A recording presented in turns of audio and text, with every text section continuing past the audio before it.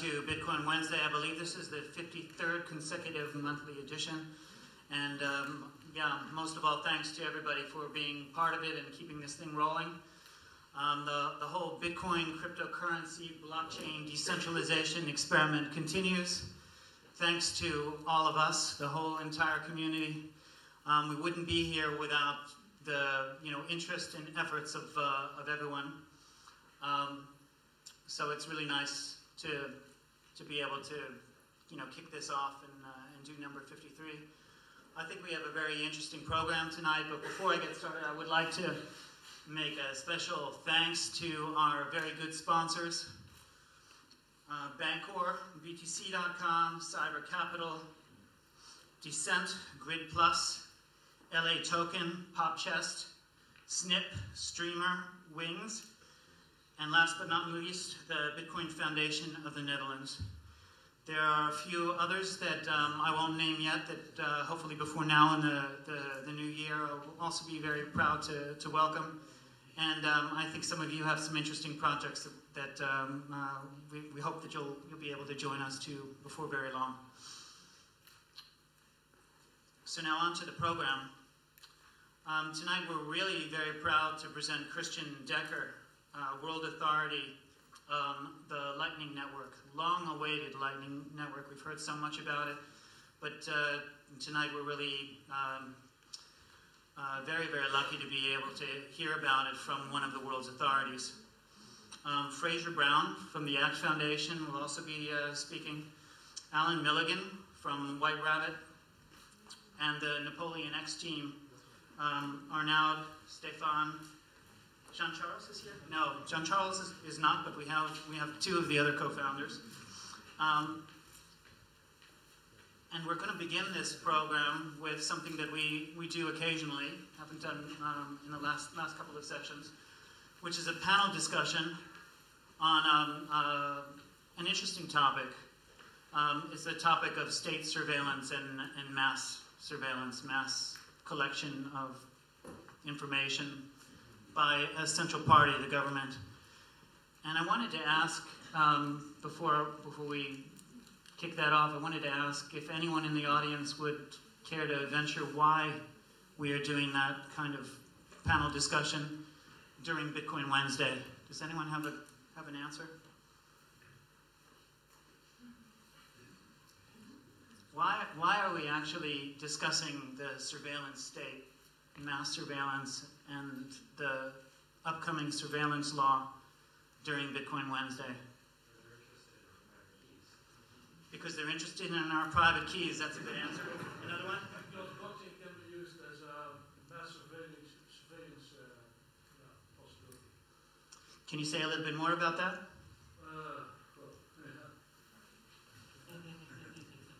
If everything is tokenized, and one knows where everyone is, and where everything is, then it's very easy to control people.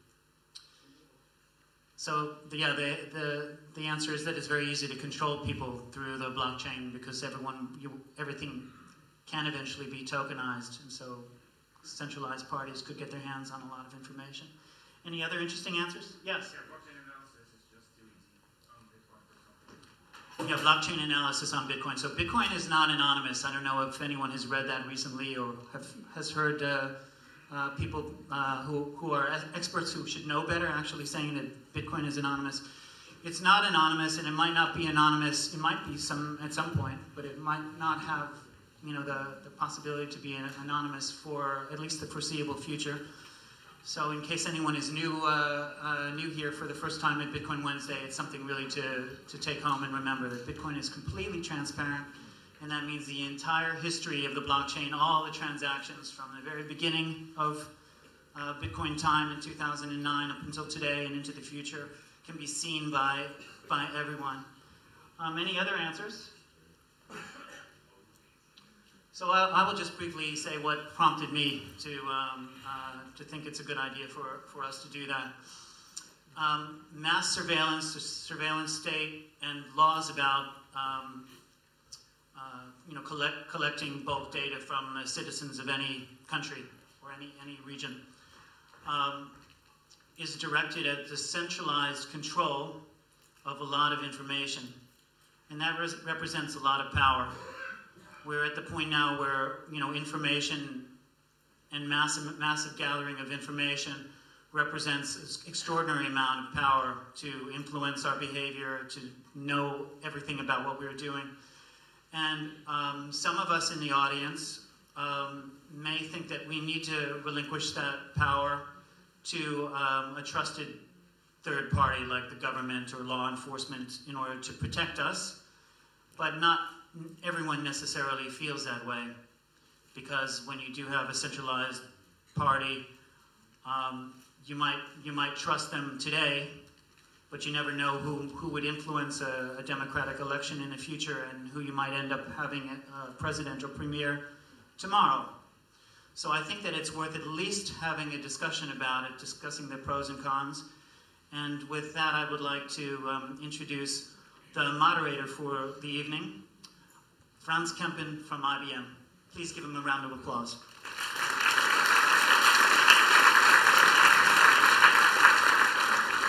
So Richard, thank you very much for the kind introduction. And also, let's give a big hand to Richard. I mean, each time he is able to collect key speakers, key leaders in this blockchain domain to here Amsterdam, and he's already done it for the 53rd time. So applause to Richard. And also to find this great location here. I mean, each month we are surprised with another great location to be in, and in that way we can also explore the wider area of Amsterdam a bit. Indeed, thank you very much for attending here this evening. I work for IBM, responsible for the blockchain practice for banks and insurance companies in the Benelux.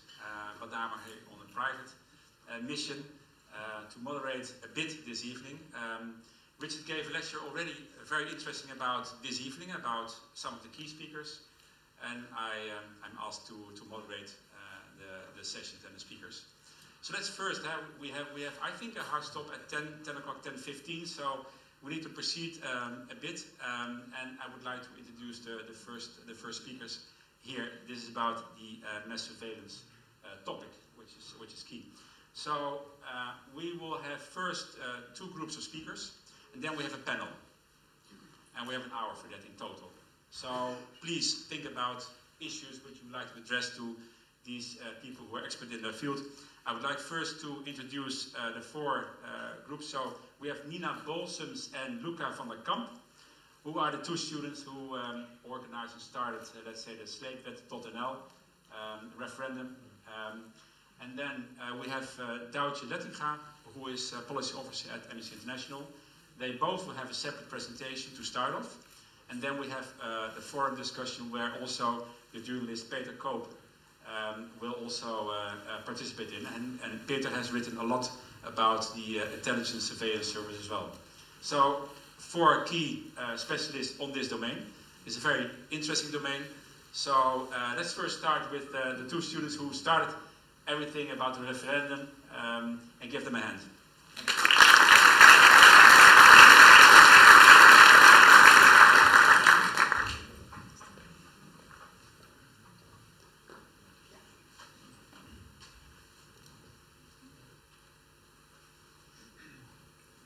Set up first.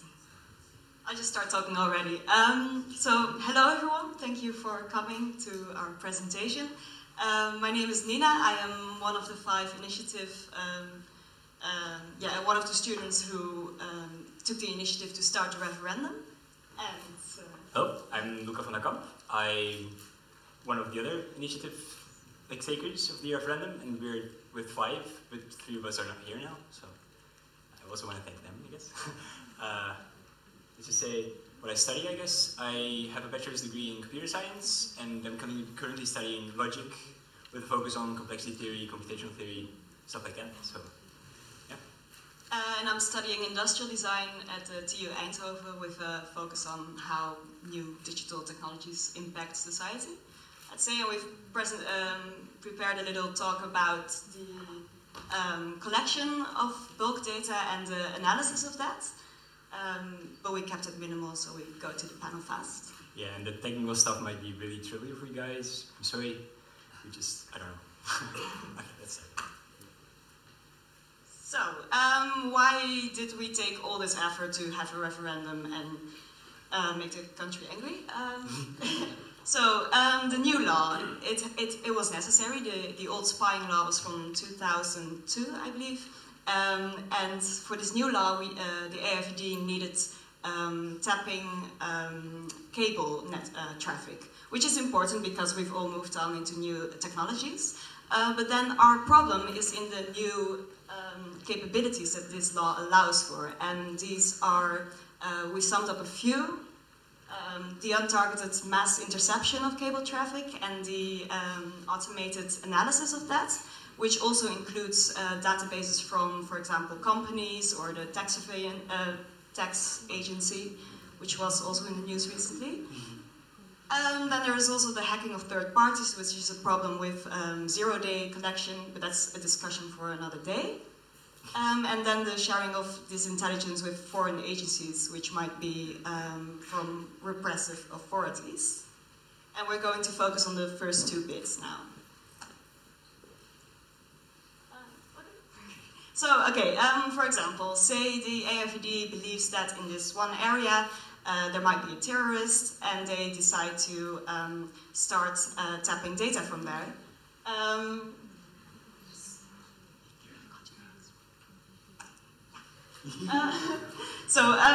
A big example, for example, the Amsterdam Internet Exchange would be, I would say that would be a nice place to intercept.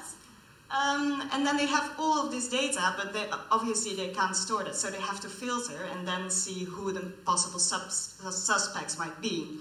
And a lot of our opponents say that's where the crux is, because the AIVD is only interested in the data of possible terrorists. However, filtering out terrorists from bulk data is not magic. It's algorithms, and we believe that the way they extract this data is problematic. Yeah, okay, so I guess I will now, in short, explain how a big data collection works, but I guess some of you already know this. So there's basically two ways I can think of that you could find terrorists, and both are allowed according to the law, or the new law. So there's both classification and pattern recognition, I guess. And so in classification, you try and find certain classes of people or sets of people and label them accordingly.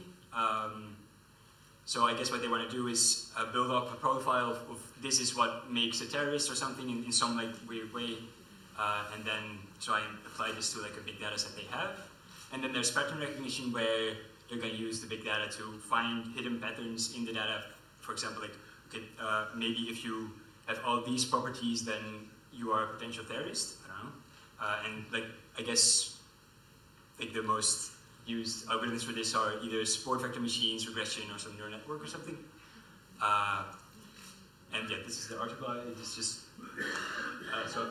we underlined. It's all in Dutch. I'm sorry. So I hope some of you speak Dutch. I don't know. It's the underlined bits are the bits where it says this stuff is allowed.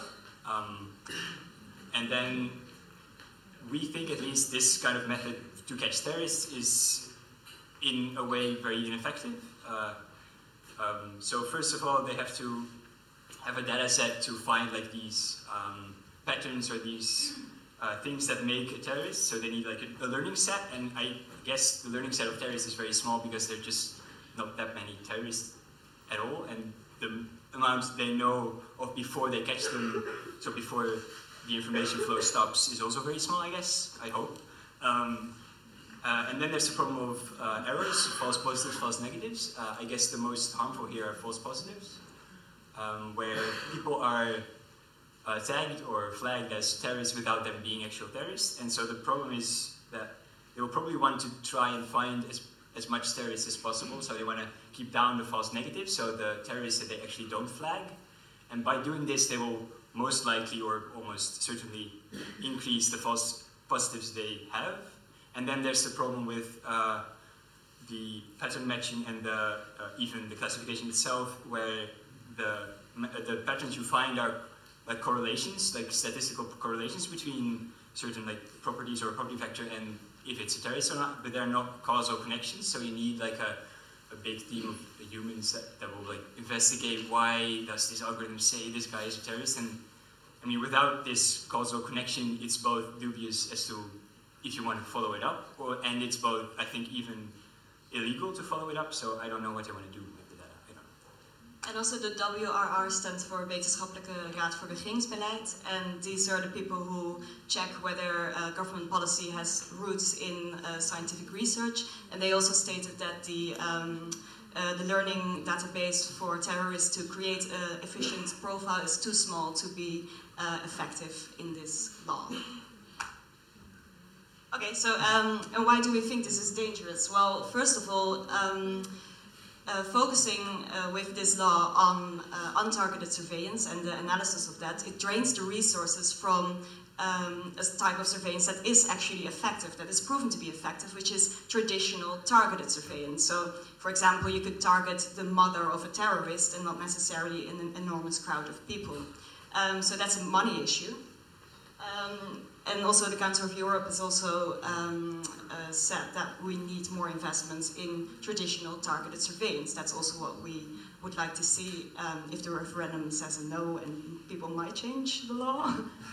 And also I'd like to add to this, because of the false positives problem I explained before, there will be like a big set of people that are potential terrorists, even like maybe like in a couple of thousand, so they still need some group of people that can enact or like apply traditional methods, and it could be dangerous that these people will be like smaller or less experienced or whatever because of the change in investment to big data analysis. So yeah. And on the other hand, it also makes us less safe because it harms our human rights, and Douche is going to explain more about that. But one thing I would like to highlight is the last one, the freedom of thought. When we know that we are being watched, we will change our behavior. When you know that, for example, Googling, I don't know, anarchism on Google could have a consequence, you will no longer look up opinions that might divert from the common ideas. And this is very harmful for society. But yeah, we're gonna let Douche explain all that. Okay, Yes. that's it. And I'm hoping for some questions or something. Maybe we can leave the questions for the panel discussion. Yes. Okay. Is there one question, two questions for now before we go to the panel? Some clarifications, maybe.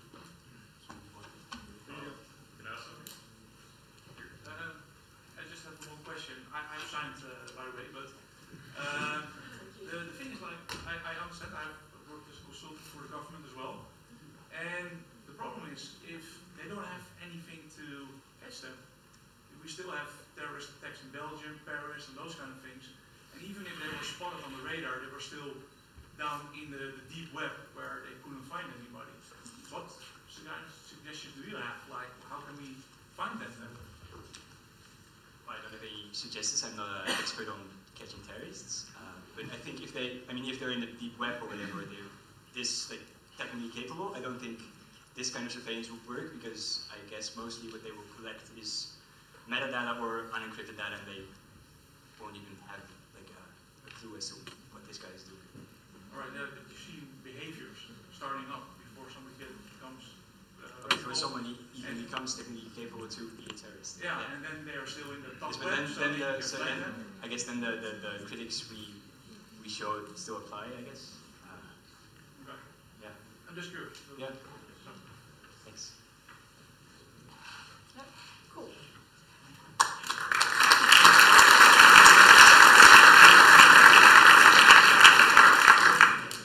So I would like to start by asking you, who of you has filed a request for the public referendum? Can I see some hands?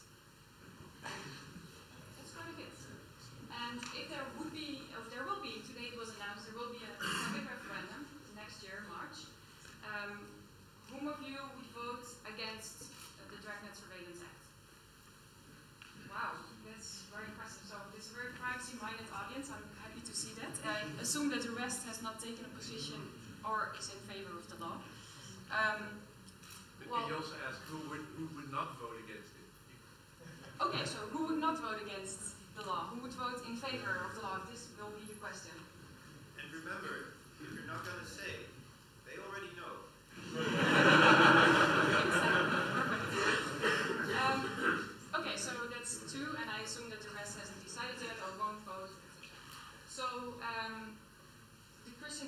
leader has already announced that, in his opinion, the government will probably neglect the referendum anyway, and that the government should also neglect the referendum because it's a tool that we will abolish.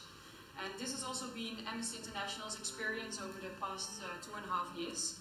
We have been lobbying on this bill with a lot of other civil society actors, companies and activists to make it human rights compliant, and basically most of our concerns were dismissed.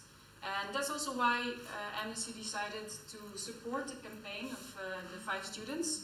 Once they hit the threshold that the referendum would come, we started basically supporting them with campaigning. And yes, today it was announced that it will come. Our motivation was, first of all, it's a democratic tool to start to shape the bill. If it's, we can express our concerns once again, and if the government will listen, hopefully the bill will be improved if the majority of the Dutch will vote against the bill, of course. And second of all, to actually shape the public debate, because the past 2.5 years there was hardly any public debate on the bill, let alone on the human rights consequences of the bill.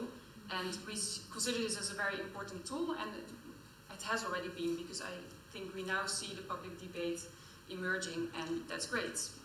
So I'm going to talk you through to 3 of our main concerns from Amnesty International's perspective.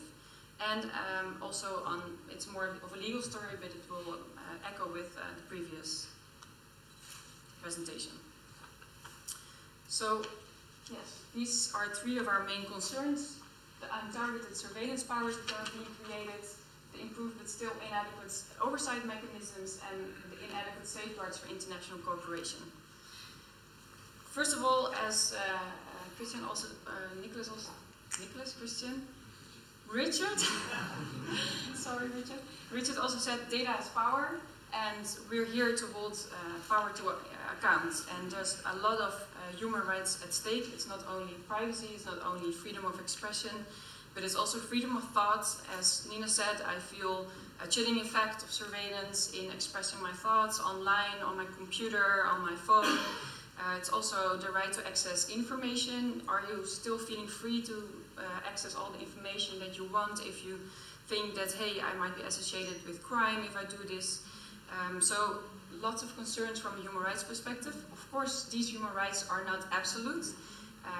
There are legitimate reasons to sometimes restrict those human rights, but then you need to fulfill certain conditions. Such as, sometimes surveillance can be legitimate, can restrict these human rights, when it's based on a reasonable suspicion of wrongdoing. So it means the government needs to have at least a ground that the communication that they're intercepting is related to people or groups or specific networks that they associate with wrongdoing. They have a reasonable suspicion. It should be authorized by law, so it should be in a clear and foreseeable law, which powers they create and when they can create it and for how long they can collect the data, these things. And also it should be authorized by an independent judicial authority, which is often a judge. And most important, the government needs to prove that it's absolutely necessary in a democratic society to meet a legitimate aim. Well, national security can be such a legitimate aim, but then still the surveillance, the interception of our data and the infringement of our privacy needs to be proportionate, and it's up to the government to show that the surveillance powers they're creating are actually proportionate. Okay, then I go to the bill, or it's a law actually, because it's already been adopted. Given, of course, international human rights law requiring it needs to be targeted, then dragnet or mass surveillance can never be a proportionate infringement of the human rights. But this bill is not necessarily creating a mass surveillance power, but possibly a mass surveillance power in disguise. And I'm going to try to explain why, and it kind of echoes with what you already tried to explain before. First of all, the law creates a so-called case-specific interception. But we don't know what it means. It's not being defined what case-specific actually means, what it implies. So case-specific, it can be a huge case. We don't know. It's at least not targeted at a specific individual. It's not targeted as a specific group. It's related to a certain purpose, a certain case. When the Minister of Interior was actually asked in a parliamentary debate whether this would allow certain indiscriminate surveillance, his reply was, well, the law does not exclude systematic large-scale interception of communication data. So that's very clear. It can be systematic, it can be large-scale, this case-specific interception. Hence, it's untargeted, and that's why we think it might be a mass surveillance in disguise. It also means that it creates powers to intercept data of non-targets, of people against whom there is not a reasonable suspicion that they're associated with crime or the preparation of crime or a certain national security threat. So it basically means the government can intercept our data and follow our online communications. Then the question is, of course, is this really necessary? Because it's, if international rights law says, well, first of all, the government needs to explain that it's necessary. According to us, they didn't explain why the existing powers in place were insufficient to reach that same legitimate aim of national security. Because in the existing bill, there was already a targeted surveillance power. They didn't explain why this existing bill was insufficient, and they also didn't explain whether there were less human rights infringing opportunities possible to reach the same aim. So we don't think that this bill meets the criteria of necessity and proportionality. Then this second mass surveillance powers in disguise is the real-time access to databases of third parties, where you talked about. Any third party, it's not defined in the law, again, can be asked to provide the services voluntarily with direct automated access to their databases. So it indeed means travel companies or tax services, we don't know. Of course, they have to give consent, but after that they can also intercept, or maybe not intercept, but at least analyze our data, which are in that database. There's no prior judicial authorization required, so it's basically leaving human rights up to the companies to decide, or other institutions. As for the second point of critique, how much time do I have? A few minutes. It's of course very, what I said, data is power and we need to be able to hold power into account. That's why external, full, independent, effective oversight of the intelligence services is very important. In the first draft bill that was submitted, the security services were allowed to intercept our data if the Minister of Interior authorized it. But the Minister of Interior is also the boss of the intelligence services. So we critiqued that, of course, with many other actors. And in the second bill that was tabled, this particular part was significantly improved. So that's why we think the law has improved in comparison to the first one, because it created a body. It's called the TIP. It exists of 2 former judges and a tech expert, and they need to review the decision of the minister. So the minister says, okay, it's fine, intercept those data, or no, it's not fine because it's not proven necessary or proportionate. Mm-hmm. So this is a good improvement, but we still have some concerns about this TIP, about its independence and effectiveness. I won't go into details.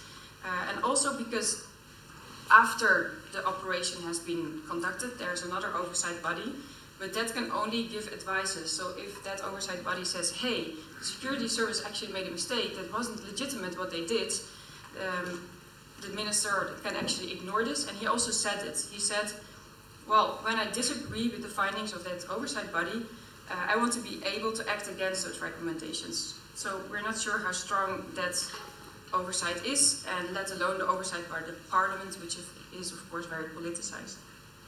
Finally, a major concern from Amnesty's perspective, because we're an international human rights organization, is the sharing of data with foreign governments.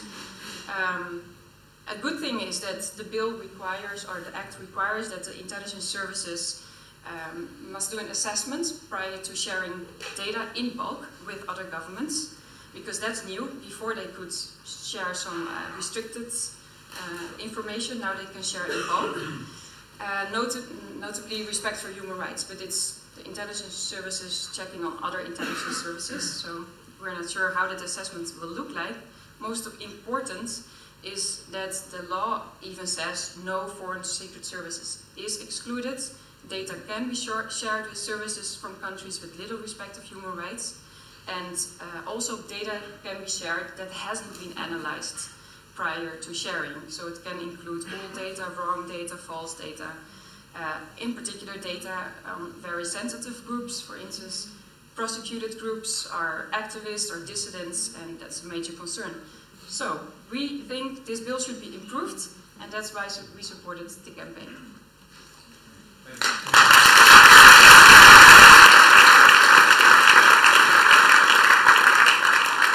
Now it's time for the fourth discussion. We have about half an hour for this. So if I can invite you to the stage, also Peter Koop. Richard, you have some stools behind you, right? So I think it's good to put them here.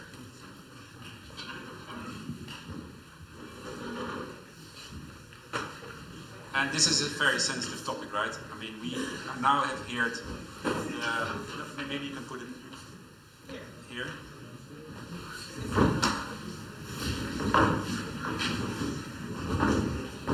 I will put the mic, I will use the mic like this and hand it over to you. It's a sensitive topic. What I understand is that the law should go into effect on the 1st of January, but due to a lack of sufficient commissioners, it is postponed. And also the referendum will be held in March. Yeah, 21st of March, the referendum will be held. And the law should go into effect now in May, 1st of May. So we have some time to think about the pros and the cons. We've heard that's the position of the cons against this law. Maybe there are people also who have a position about the pros of the law. I would like to have a good discussion. Maybe let me start with the first question, and then I leave it up to the audience to have follow-up questions on this. So my question is, I mean, we are all on Facebook, on Twitter, on social media, etc. We share tons of information about ourselves, about our life, about what we're doing. Who knows who will handle that information? Some 4 or 5 big companies worldwide. They can do whatever they want with that information. Why should we be so protective about our information we share it freely with other commercial parties? So who can I give the mic to? Well, so first of all, you can decide to not use Facebook or Google. It's hard, but it's a choice that you can make. And aside from that, Facebook and Google are commercial companies, and the government is our government, and they are there to protect us. And right now they are harming our human rights, which is very un-okay. So that's also a problem. And you cannot decide, for example, to extract your medical data from the cable. That's already being done. So it's about much more than just the things you look at that maybe Facebook or Google might look at. And then also, echoing back to the false flag that we mentioned, if you are a false positive in Facebook, you might see an advertisement for wine instead of beer. If you are a false positive in the analysis of the AIVD, you're in much bigger trouble. So the stakes are way higher when it's government surveillance in comparison to commercial surveillance. Thanks, Bert. Any other follow-up answer? Yeah, just a quick one. I mean, 2 wrongs don't make a right. I mean, we should be concerned with the data that we share with companies as well. But the big difference is, of course, it's you deciding which data you share and which data is being collected. Whereas with government surveillance, it's secret, it's hidden, it's undercover. And then at least the government needs to show why it's infringing on my privacy to for instance, protect my national security. Well, on the contrary, one thing is that the data collected by the commercial companies, there's no oversight over what they are doing with their data. Especially the big companies in the US, they're completely free to do whatever they like with it. while on the other hand, the data collected by the secret services are controlled by democratic institutions and also the judiciary. So that's also a big difference. And we also should take into account, I think, is that if you look at privacy implications, then we have to be concerned, but we also should look at other government institutions, like, for example, the police or the tax office or other institutions, because they collect probably much more data than the secret services do, but without, for example, the independent oversight we have for the secret services. So that's my take. That's now okay. So let me give questions open to the audience to have some other views, some other perspective. Is anybody who has a question? Yes, here.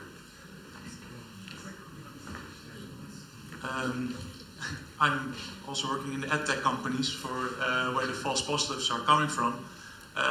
The false positives are coming because of lack of data. They only have an identifier and they start building a profile based on you. But the moment when I give my iPad to my daughter, for example, I'm getting a profile with Paw Patrol, for example, while I don't care about it. So what I'm trying to say is that the problem for those companies is the amount of data they have, and to even process that costs them so much money. So they say, like, okay, that 30% loss or waste that you call false positive is because they cannot process that. What's your take on that? Do you see it like that as well, or are you seeing it like they have all the data because they have problems to process it at this moment? Who would like to take that question?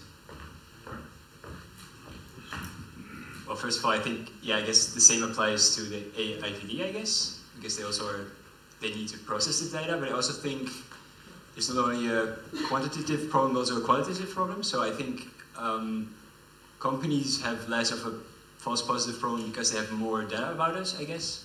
And the AIVD cannot, well, at least they say they will only look at metadata, and I think that's less of like an indication of what you are. So I guess there will be more false positives. And also, as I said before, the amount of actually positive people, or positive like targets, is very small. So I guess this problem would even be bigger. Yeah. Is that enough? We talked about big data, you explained it, and but I think maybe we are overestimating the capabilities of especially the Dutch services. Like for example, even from the Snowden revelations, we know a lot about what the British and the Americans are doing, and what we see there is that the kind of big data analysis Luca explained. They hardly are doing that kind of things. It's much more focused on like things like contact chaining, on metadata, and then focusing in on existing data, much more smaller data sets. So the kind of profiling, I don't think, especially the Dutch services, won't have the capability and the kind of large data set you need for that. So I think we should think not in that kind of categories for if it comes on big data sets. Vincent, I will run the mic from one end to the other. If there are some questions on this area, that's more convenient. Yeah, I agree with you. I talked to William Buckley from the NSA, who used to work for the NSA. And he said they are fantastic in getting lots of information, but extremely bad at analyzing it. But from the panel, does anybody have a law, here in Europe, of a country which is a little bit similar to us? Scandinavia, or just some decent country, which has a good law, which combines respect for human rights and also the ability to do a little bit more for our intelligence? Because the NSA is already knowing everything, we know that. They don't do anything much about it, but is there a good law which is decent?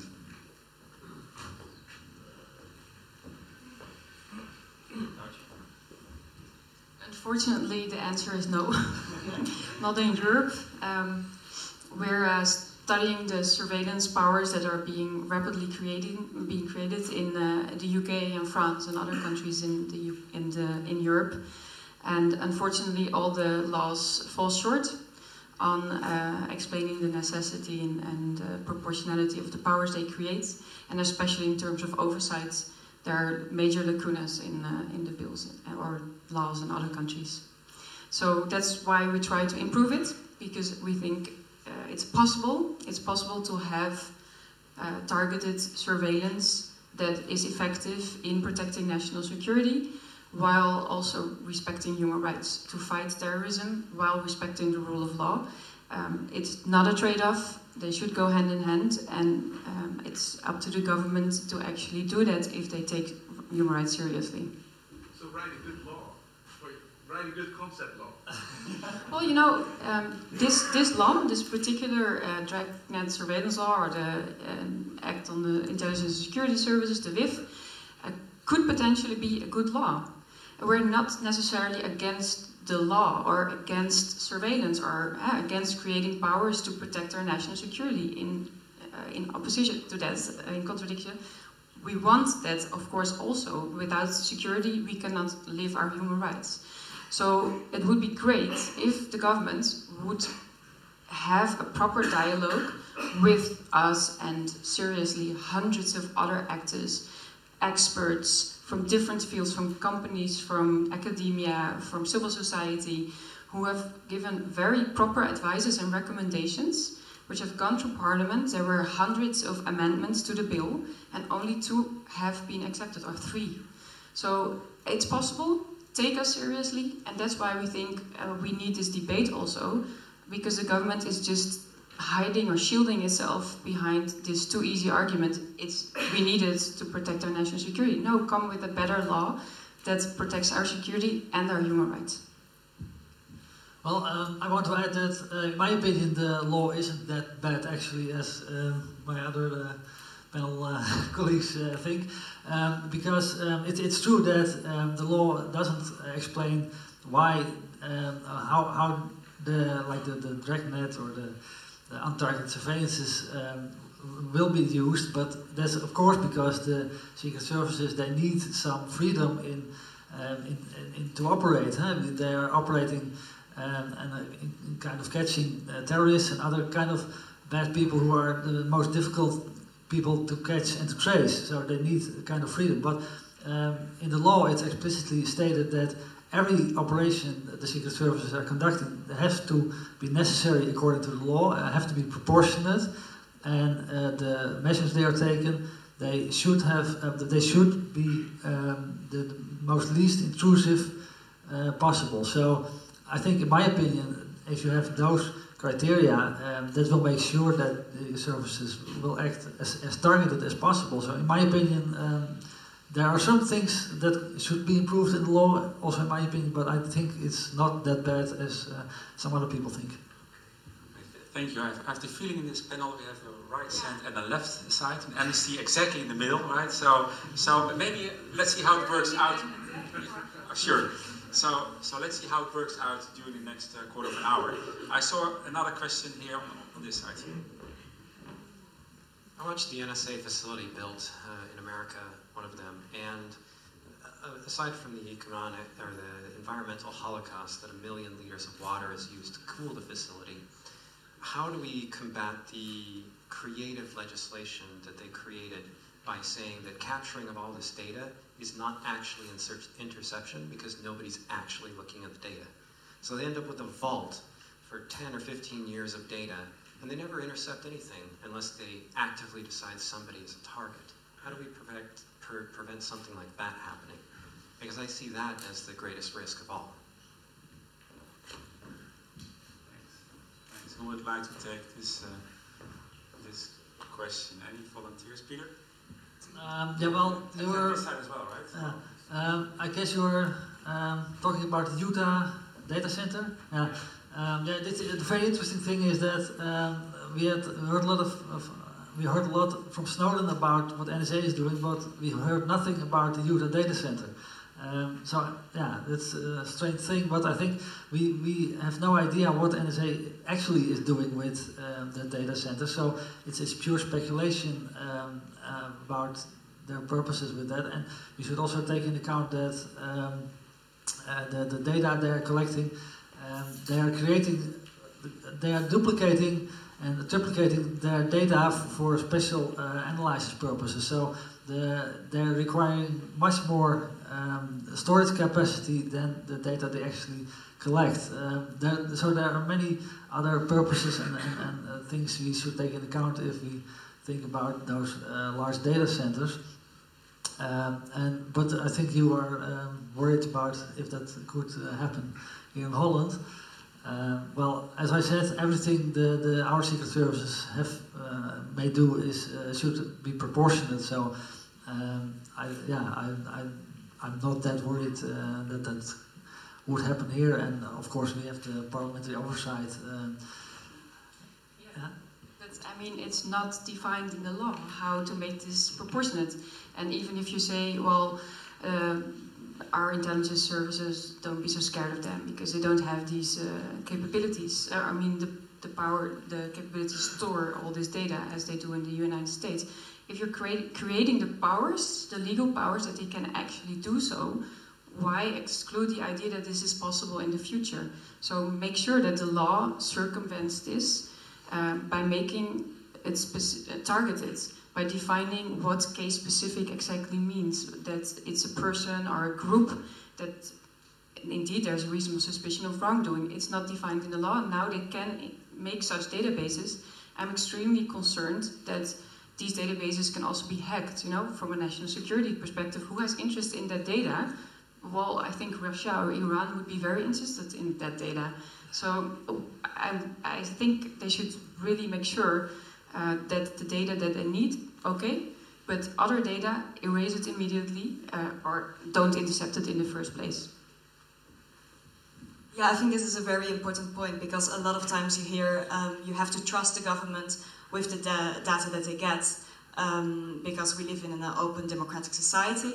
But we are very lucky in the Netherlands that we don't build our country on trust. We build it on a word I haven't found a good translation for, a rechtsstaat, which means that a rule of law. Okay, thank you. Learn something new.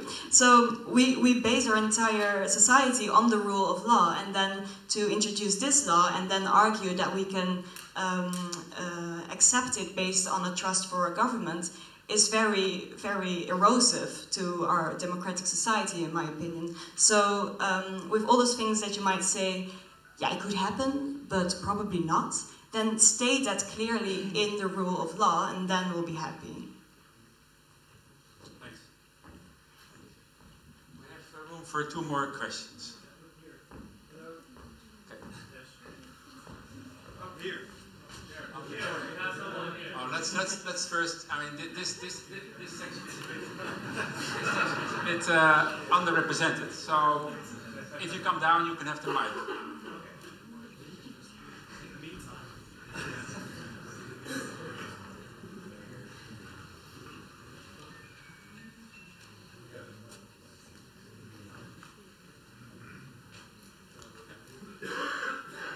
Hello. Yeah, I was wondering if these things already don't happen. So is this not more justification of things that already happen? I find it hard. Yeah, in the Netherlands. I find it very hard to believe that they're already not tapping cable, etc. I mean, it very much surprised me, but please inform me because I'm wondering. Duitje? Well, then it would be illegal because they are not allowed to do so. What I said, there is this oversight body that is checking on the secret services and what they do. They make annual reports and they have also a lot of research power, so they can access all the databases and see how the operations were being conducted. Indeed, they have found several instances where the the secret services intercepted data without having the permission, so they violated our rights. For instance, by tapping journalists and lawyers. And in order to do so, they need, in the current law, which is an improvement to the previous situation, need the authorization of a judge. And in the past, they did this without the authorization, and they were tapped on their fingers. But as what I explained before, it wasn't advice, it was a finding, and the minister didn't act on it. Thanks. We have the last question of the gentleman here. He could have the question, so Okay, so yes, I am. We've had a discussion here that is like almost entirely disconnected from reality. We're looking at a law that was created so that we don't have to trade the surveillance we collect from Germany for the data they collect from us. We know from the Snowden documents that between agencies, they freely trade private data with each other. You allow a German spy to come into AEX, he taps it, Dutch spy goes to Germany, does the same thing there, you swap. We've been doing that for I don't know how long, but it's been very expensive for us because we're a small country. So what's the question? The question here is, why are we having a debate about, so you're seriously asking us, you're saying it's not a problem because they can't analyze the data. I'm not looking at, is someone a terrorist? I'm looking at, is someone gay? I'm looking at, is someone anti-government? Is someone communist?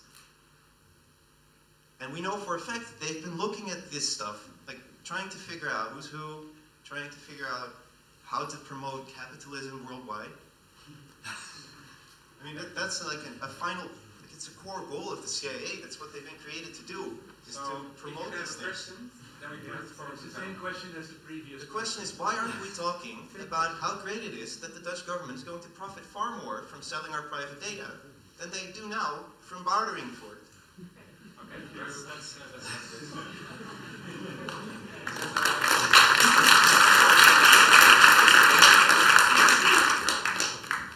Well, first of all, the idea that countries are swapping data they are not allowed to collect themselves, and then that collected by foreign countries and then traded off. That's absolutely, there's no evidence for that from the Snowden documents. That's a big misconception. And also in the Dutch law, and also, like for example in German law, it's explicitly not allowed for agencies to do that. So that's. They've been allowed to go outside the law since forever. I don't know why you can mention this. Well, they are not allowed to go outside the law. The secret services are a government agency. There are no oversight. They are allowed to do it. Okay, that's your opinion. No, but you're right. Oversight is extremely important, and that's why the bill needs to be improved.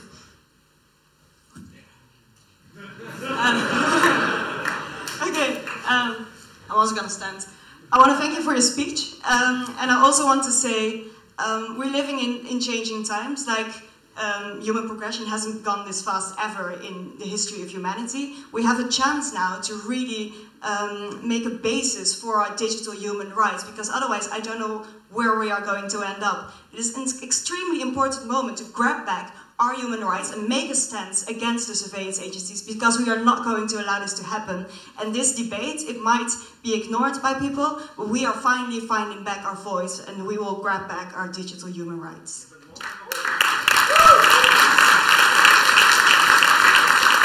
So thank you very much for a very good panel and interesting questions from the audience. I think this is really a hot topic with a lot of debate.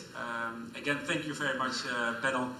And I hope this topic will rise up soon again, early next year, when we can vote for the referendum, yes or no. Thank you again.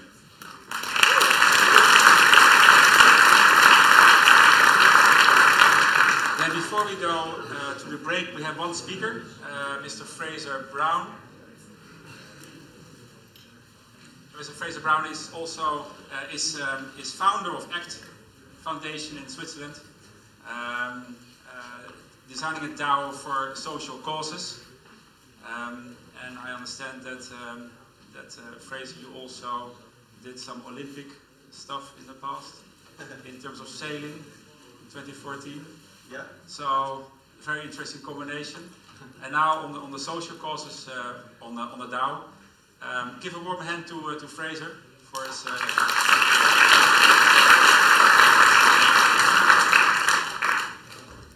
Thank you very much.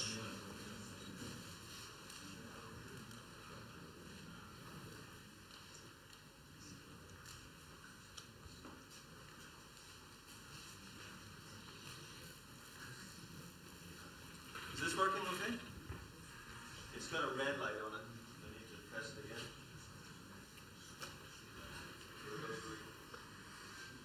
Help me.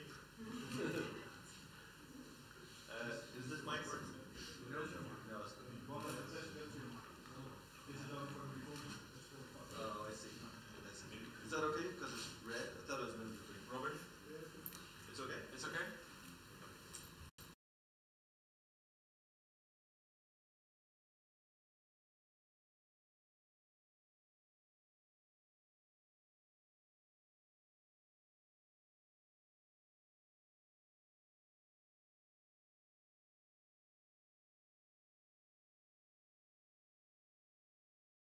ACT, wait for it, is a decentralized funding platform for activism.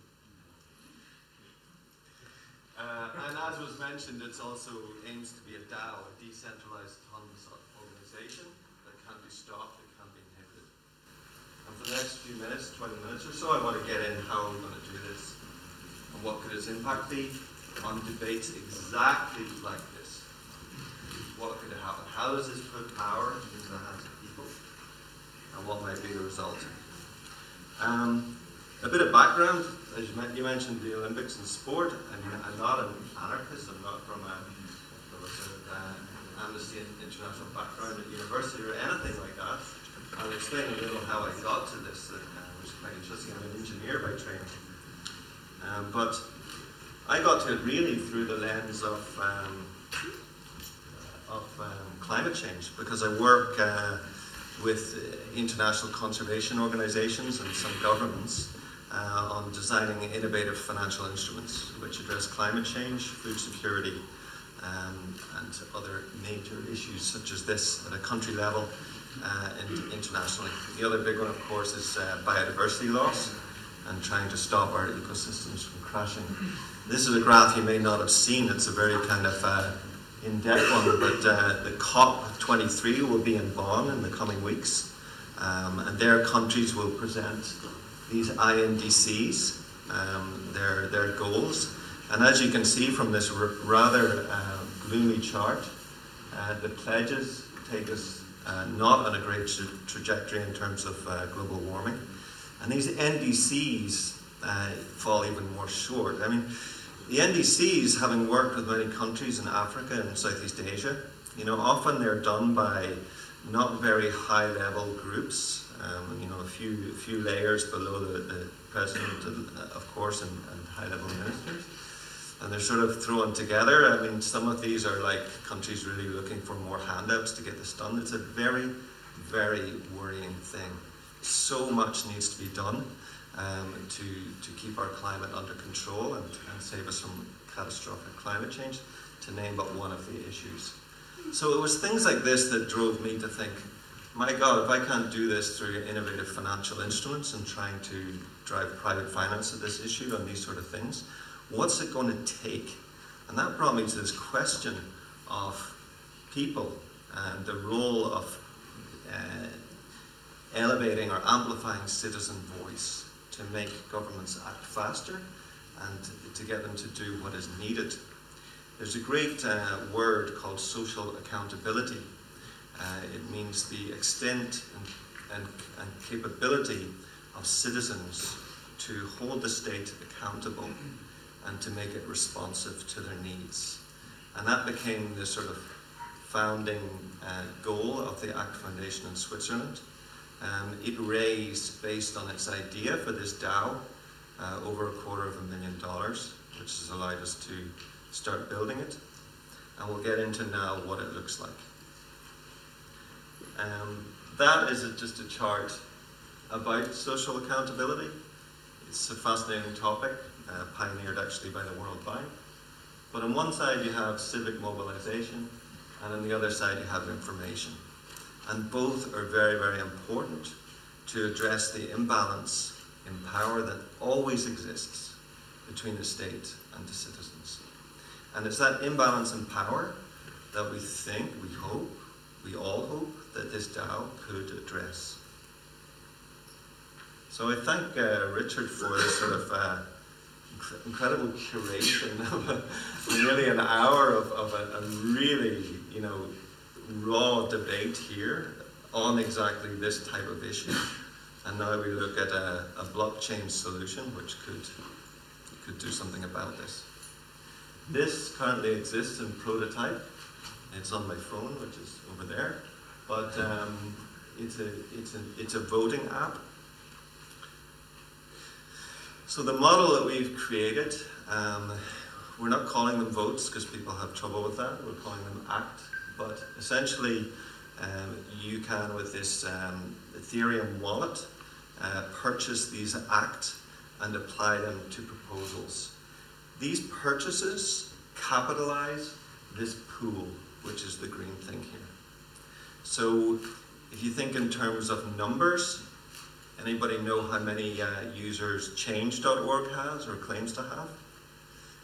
It's nearly 200 million. It's nearly 2% of Earth. So impressive numbers are very kind of active in terms of fighting social justice issues and so on. Potentially, if many, many people use this tool, this empowerment tool, this pool could become very large. To decentralize this, we need to get away from the status quo, which is proposals to foundations, to the 1%. We need you, oh 1%, to sort out this problem. We need a grant from you, oh philanthropist. You're the answer. And if you don't do anything, we're all screwed. Not so anymore, thanks, I think, to the power of blockchain. If that pool on the left is capitalized with micropayments from millions, potentially billions of people, I don't want to get ahead of myself, that's a lot of resource. So how do we decentralize? We've created a second decentralized platform called the ACT Curation Engine. And this has kind of 4 elements to it. 4 ways that the curators are awarded. One is in the amount of ACE tokens that they hold. One is in the amount of the effort, the curation effort they do on proposals. The third one is the timeliness with which they curate proposals. And the fourth one is their track record or reputation as a curator. So imagine an app on your phone, a bit like a crowdfunding, but it's not crowdfunding, with a video about this cause. And the curators comment on this. Other curators uptick or downtick those comments. And in there is also a question, how does this resolve social accountability? How does this improve the extent and capability to hold the state accountable and make it responsive to our needs? So the curators rank this, and the algorithm takes those 4 things that I mentioned, and it calculates how curators should be rewarded. Now get this. The pool, as it describes, aggregates these micropayments and has a big lump of money in it, whatever that is. So 80% of that money is used to fund proposals. 5% to the foundation for marketing and other sort of governance role. And 15%, now this isn't some wacky token. This is Ethereum coming in. That 1%, that $1 is decided by an oracle. This is Ether. 15% pays the curators. So these curators are very, very motivated to do a really good job. Okay? And that's very important because what happens is they curate proposals and the algorithm works out the very, very best proposals. And only those proposals are pushed to everybody's voting apps. And you receive this, it's all time sensitive. It's not crowdfunding. Crowdfunding, you scroll through causes and you say, oh, I like that, I'll give it some money. And there's another very important reason it's not crowdfunding that I'll come to. But you essentially get this notification on your app, and you only have 24 hours to act. And you have to vote yes or no or abstain. And if there's a quorum that says we want to fund this, the smart contract pays it. And this can fund change, it can fund movements at any speed and at any scale, and it cannot be stopped. That brings us to the idea that it is a decentralized autonomous organization. How do we stop anti-money laundering and money going to fund terrorism? Well, at the payment stage, the contract that's generated needs two signatures. One will be the proposal maker, and the other will be a legal representative, possibly in country. We're working that bit out, but we need to put some layer in there so as not to shirk that responsibility of AML and anti-terrorist finance, which is a huge regulation in every jurisdiction. So these are the fascinating dynamics that we're trying to work out to fully decentralize this. It will be a process to get there, but it is a very interesting journey. I want to just show a video which will lighten this up a little and help in a very easy way with a nice simple example of one application. I don't know how to play a video on this. And go. Don't worry, I've got a backup plan. How am I doing in time? Oh, it's good. You have 5 minutes. Yeah.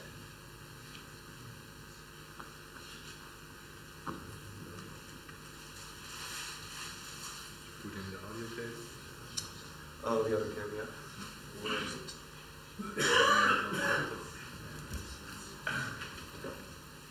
Someone on the floor? Okay, pick one of the cables up.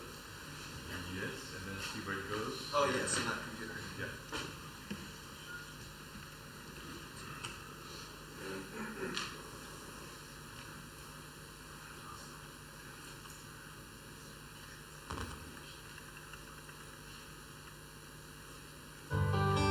ACT is a global initiative built on this technology that allows people to support causes they believe in. ACT can be accessed by anyone with a smartphone and works by allowing users to purchase votes, which can be applied to project proposals. Anyone can propose a project for funding, and these are organized by geography and cause type. When a quorum is reached, the project automatically gets funded instantly. This is called a smart contract. Here's an example of ACT working in action. Maria Zuba lives with her disabled daughter, Lena, in Minsk, in Belarus. Lena is confined to a wheelchair, and recently the elevator in their apartment building stopped working. Fixing it is the responsibility of the local government, but they said they could not fix it for budgetary reasons. Local law has provisions for petitions with signatures to trigger a reefing. Maria believes 2,000 signatures in a petition could encourage state action, but she needs about $200 for costs like transport and advertising. This is equivalent to her monthly wage. She submits her case on the new ACT platform, and after a period of review by proposal curators, the ACT community is notified through the app. Support for Maria and Lena's problem is massive and global. Her cause is funded quickly with additional funds spurring further proposals both in Belarus and around the world. 2016 saw anti-coal movements globally, from the US, UK, and Germany, to Australia and Indonesia. As movements such as these grow, the related financial burden tends to fall on local communities. Through ACT, financial support can be mobilized quickly, only limited by the generosity and commitment of citizens globally. Millions of euros or dollars could be deployed for game-changing civic action in a matter of hours, with all funding decisions made by citizens themselves. We're short of time, but I was in Minsk, recently in Belarus, and people were taking to the streets to protest the very strict government. And one of the things that came out was a recording or overhearing of the police, and the recording said, "Just pack them all." The trucks were rolling into town, people carriers, and the command was just pack everybody. Everybody who's on the street, just put them in and take them away. We're not going to stand for any of this. So these things are, very, very serious. Like take that coal example there and the movements that are happening. And some are happening in Germany, Ende Gelände, just before the COP23. But I was involved in some in the UK, in Wales, and we shut down a coal mine. One of the reasons that I think this is very exciting is that when these communities mobilize and do something like that, the costs start to really build up. I'm sure you experienced this as your campaign, and then the campaign really struggles. And the other problem is that people don't realize that they can do it if they just keep going. So it's costing the realization that they can do it. But with the coal mining, I love it because with a funding mechanism like this, if the people get behind it, not everybody's an activist and is going to turn up and shut down a coal mine, but everybody can buy votes, everybody can capitalize this and push resources to it. So if you don't shut down your coal mine, we'll come back in 6 months with 25,000 people. If you still don't shut down your coal mine, we'll come back in another 6 months with, and it can grow and grow and grow. So a very, very exciting proposition, and we partnered with a US, a group of young people in US that sort of spawned out of the Occupy Wall Street. What happened after that, and who knows what that was. But what happened is people went away and looked at the theory of movements. They studied it since the 1900s, and they found that since the 1900s, empirical research has found that every single movement that grew to over 3.5% of citizens, the government always, without exception, and these are peaceful movements, always relinquished and yielded to the will of what the people wanted. So this group, this young people's group in America, are building a movement. They're doing it by training, and it's on the issue of climate change. And what that platform will do as a pilot, we'll support their training.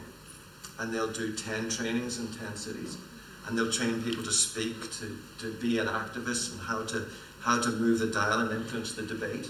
And then we'll train 100, and then we'll train more and more and more. And that's the idea and the concept behind it.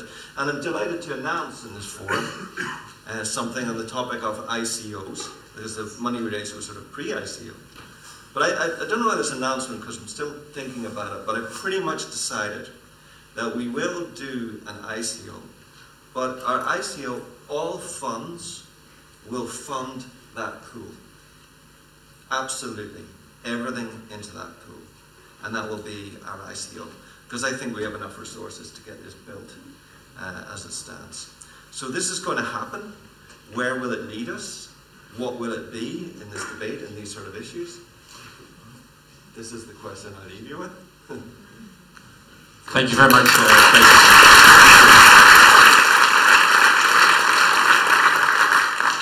when will this be available for all of us? Maybe to use it for this initiative. We have a counter proposal. Yeah, I think it would be great. It's a great fit. Can we use it already? What we're doing is with the American one, the platform itself is on the Ethereum testnet. So what we're doing is a little bit of a fudge. We're building a community of testers to test how the curation and everything works. But in real time, what we're going to do is just a multi-sig smart contract to fund the initial things. So it would be fantastic to do it. It would be fantastic, but because that's basically like an ICO funding smart contract. Yeah. I hope it will be in time for these guys maybe to have an alternative proposal. Thank you very much, Fraser. Thanks again. So we're going into the break now, and after the break we will start with the first speaker, Christian Becker, as announced by Richard already, just after the break. So be here in time. We have 5 to 10 minutes max break, and then we start on the spot with Christian for the next part. Thank you.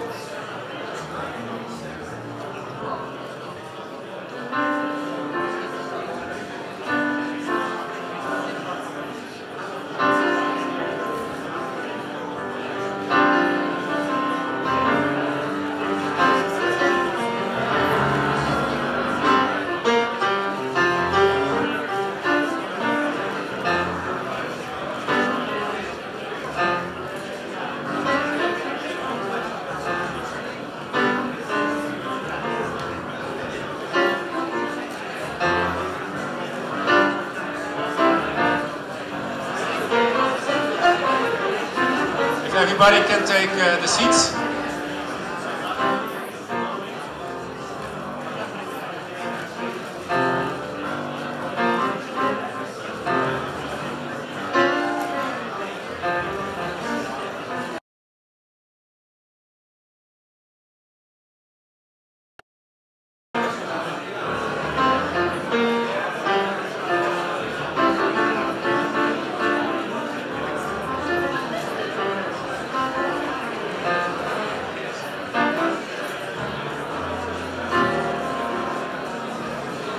So please take your seats.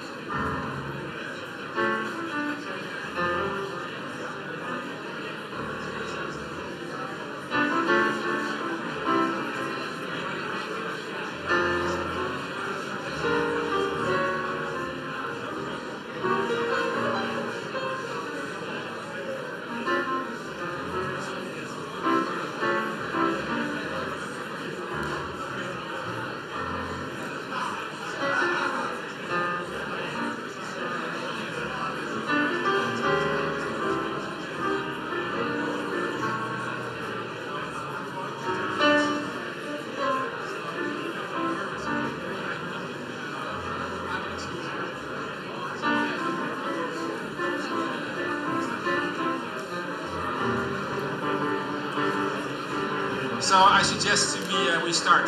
We have 3 speakers, and let's start. We have at 10 o'clock a hard stop. So if the last if the last people can sit. And I also would like to thank again Stefan from the Conservatorium. Give him a warm hand.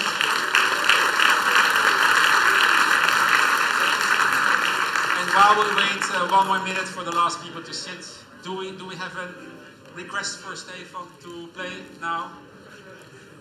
Nice number. Maybe you can improvise something on blockchain theme or Bitcoin theme or something else? No? No? Only jazz. Jazz is good enough for us. Okay, so Stefan, thanks very much for playing. Let's start now with the speaker Christian Becker from Blockstream, and Christian is going to explain about the Lightning Network, the long-awaited Lightning Network on blockchain. Thanks very much.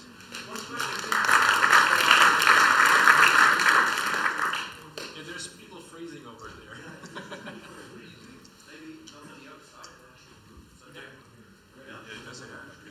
So welcome everybody. Thanks for having me. This is an awesome location. So following the previous talks and panels about activism and the launch of the ACT DAO, now comes a completely uncontroversial topic, Lightning, given by a Blockstream engineer. So my name is Christian Decker. I started with Bitcoin in 2009, reading this obscure paper.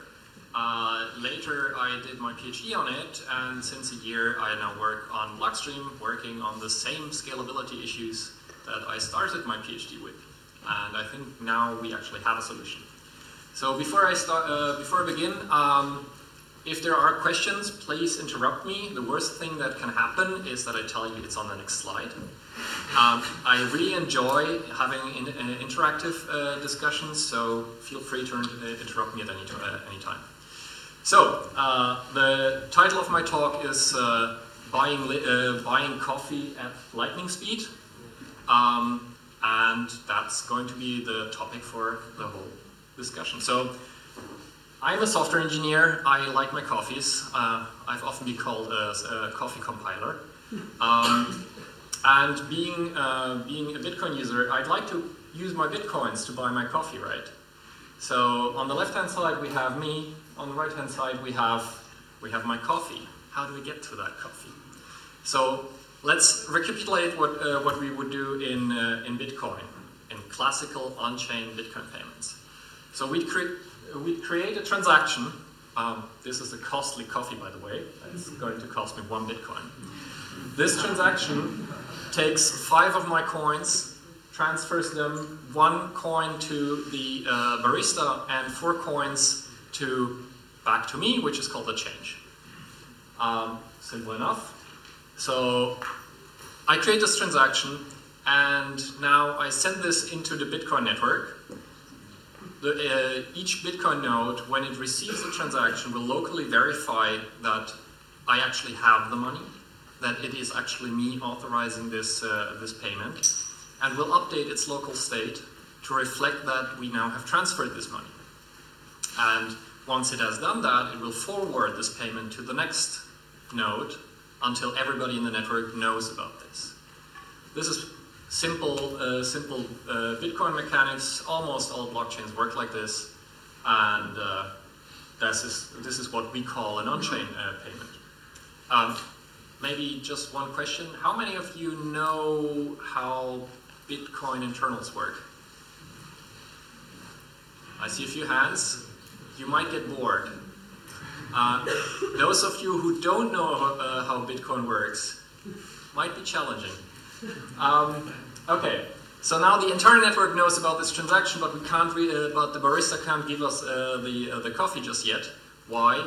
Because, well, I could take those same funds and just spend them back to myself in what is called a double spend attack. After all, I had 5 Bitcoins, I transferred them, but if part of the network doesn't know about this transfer, then they would accept another transaction, right? So what we do is we basically wait. We wait for an expectation 10 minutes until some miner in the network finds a block. This block will include our transaction and thus confirm the transaction. I will display all of my transactions with the schema on the left. Dots on the left side are inputs, dots on the right side are outputs, and the locket basically means that this is confirmed. Okay, so this whole process took a few seconds plus 10 minutes in expectation in confirmation times. So by the time I get my coffee, it's cold. And I'm not a happy camper if I get cold coffee. and it's expensive, yeah, that's definitely true. So what is the main issue we try to tackle with Lightning? The main issue is that the blockchain simply does not scale. A few simple numbers. If every year we buy a 1 terabyte disk, every single one of these 7,500 nodes buys a terabyte disk every year, we'd be limited to 500 transactions a second.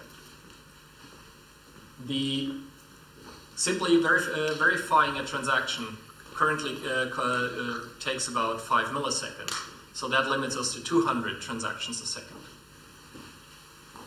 The network bandwidth, assuming that we have a 10 megabit broadband connection, we are limited to 100 transactions.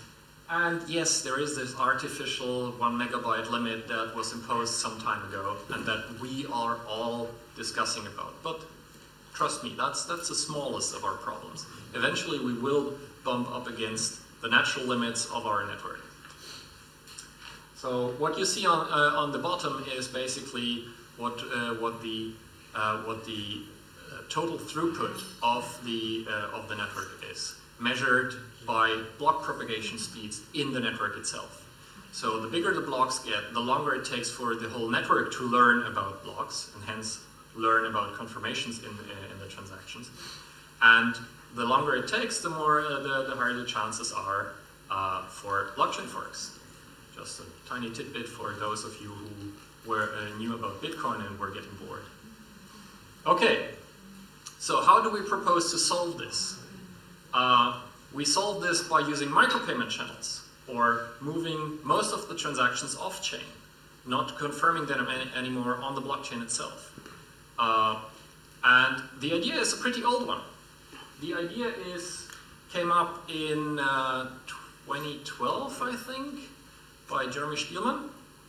And the idea is basically, hey, how would it be if we were to create a persistent relationship between two endpoints and just transfer between us? After all, it's just us two involved in this, in buying coffee, right? Why does the rest of the network have to learn about this in the first place? So what we do is basically, I am green again, and I create a transaction that sends these 5 Bitcoins to a shared account between me and the barista. Okay, this shared account, which I'll denote with the bicolored dots, basically means that in order for transfers to be authorized from this shared account, both parties need to sign off on it. So any transaction spending these 5 Bitcoins will need both the barista signature as well as my signature. So we cannot unilaterally move them anymore. And now we can build on top of that. Now we can say, okay, our initial state is I will spend these coins back to me. All of these transactions so far are not on the blockchain. We are just setting up stuff. Okay. So once I have this situation, not much happened, right? We didn't move any coins. They ended up at my place again, so what's the use? We can, so I can actually add my signature to this, making this only half valid. The second signature, the blue signature by the barista, is still missing, right? But I give this transaction to the barista. Okay. Now I send my initial transaction, which creates the shared account. I send it to the blockchain, get it confirmed, actually creating the shared account. Now these funds are immovable, cannot be unilaterally spent, and I actually need to collaborate with the barista on how we decide to split them. Okay. Notice that the second transaction is not on the blockchain yet. The barista basically has taken it and put it in his back pocket. Now I come in on Monday morning, and I buy I want to buy my first coffee. So what do? I create a new transaction, spending the same coins, which are still there because, well, the barista didn't spend them. This time, I sent 4 Bitcoins to me and 1 Bitcoin to the barista, effectively paying 1 Bitcoin to the barista. I also sign it and give it to the barista. Now the barista has the ability to, at any point in time, add his signature, turn around, and put the transaction into the blockchain, effectively redeeming what was promised to him, right? He doesn't, though. He still keeps it in his back pocket until I come in on Tuesday, want to buy my second coffee, and I update this transaction again. This time I send 2 Bitcoins for the coffee on Monday and the coffee on Tuesday to the barista, and the change back to me. Okay, we actually do this a few times, and on Thursday I say, yeah, I'm not coming in on Friday. You can grab the money, and the barista will add his own signature, and now he will send it to the blockchain, confirming it, and actually getting the accumulated funds that we accumulated over time. So what did the blockchain see? it saw the first transaction, the setup transaction, and it saw the teardown transaction. And it does not see what happened in between. So this was the simple case where we basically just have 4 payments in between, but have 2 transactions on chain. We can actually do that many more times if we actually were to put 1 Bitcoin on there, which is now like $6.3 thousand.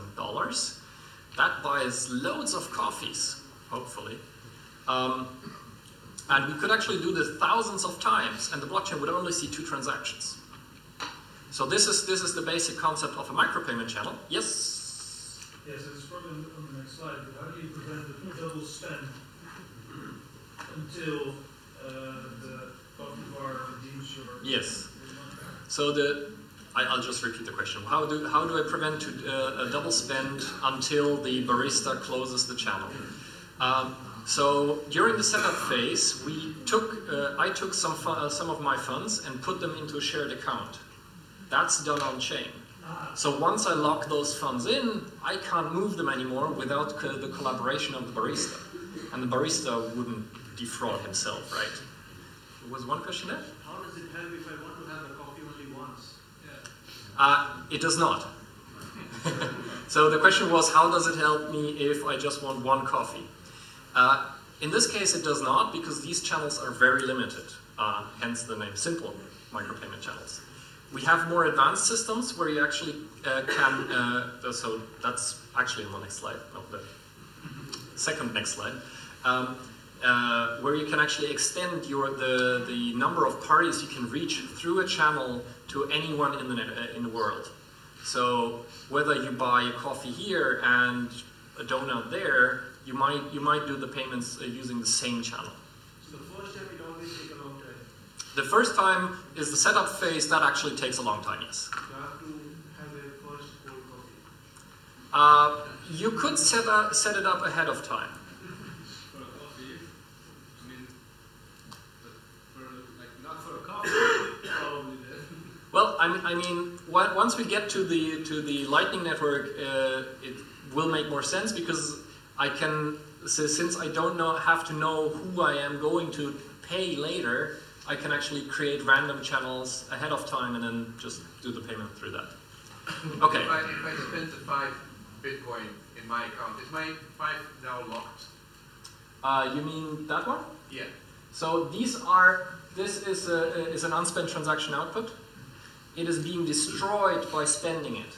So every transaction basically takes inputs, deletes them. So it's like a pile of money. I take the pile of money, redistribute it. The original pile isn't there anymore. Okay, so I can also double spend it. Exactly, yes. That's the whole point of having this first step on chain. Are you guys have a prepaid system there? Sorry? Is there kind of prepaid system?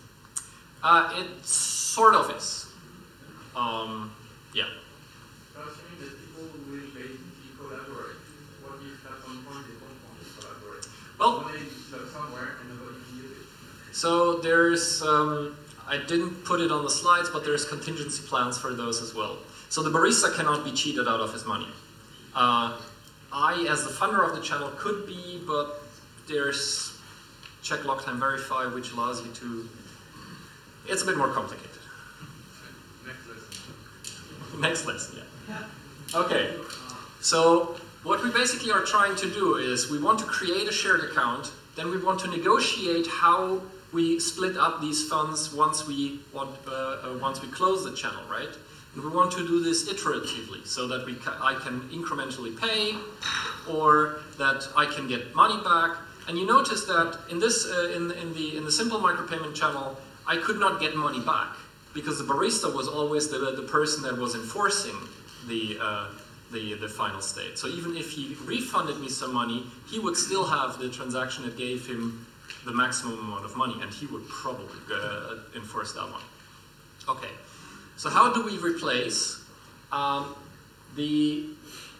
do we update these channel states? We do that by replace by incentive, replace by time lock, and replace by thread. Oh, that's a typo, but anyway. So replace by incentive, the barista had no incentive to enforce an old state because he got less money. If he enforced a state where I only bought 2 coffees instead of 4, he would now get only 2 bitcoins instead of 4, so why would he do that? Replaced by time lock is a mechanism that I came up with during my PhD, which basically says, okay, there's this state, and the replacing state becomes valid before that one. And replaced by thread is what Lightning uses. So let's see what Lightning does. So again, we have the setup phase where I, as the channel funder, take some of my coins, put them into a shared account. That's still the same. Now we have 2 areas of who knows what in this scenario. So on top is the barista state, on the bottom is my state. The barista and I both choose a secret. Now we perform the first payment. And the first payment basically is both of us have the mirror image transaction, but only I know the transaction. So I know the transaction on the bottom, and the blue node knows the transaction on the top. So the 1 Bitcoin is his after a timeout of 100 blocks. Or it's the green one's if the green node knows the secret that blue generated, but it does not yet. And the opposite is true for the state of the green node. So it's the 4 Bitcoins are owned by the green node if the timeout elapses, or they belong to the blue node if blue can provide us with a secret. And what we do to invalidate now is we exchange secrets. So if I ever try to enforce an old state of the that we agreed upon, then the other side can basically steal my funds. So let's say I want to enforce this. There's also supposed to be there. Okay. So once we have exchanged these secrets, I can no longer publish this transaction onto the network, simply because if I do so, then the barista can not only grab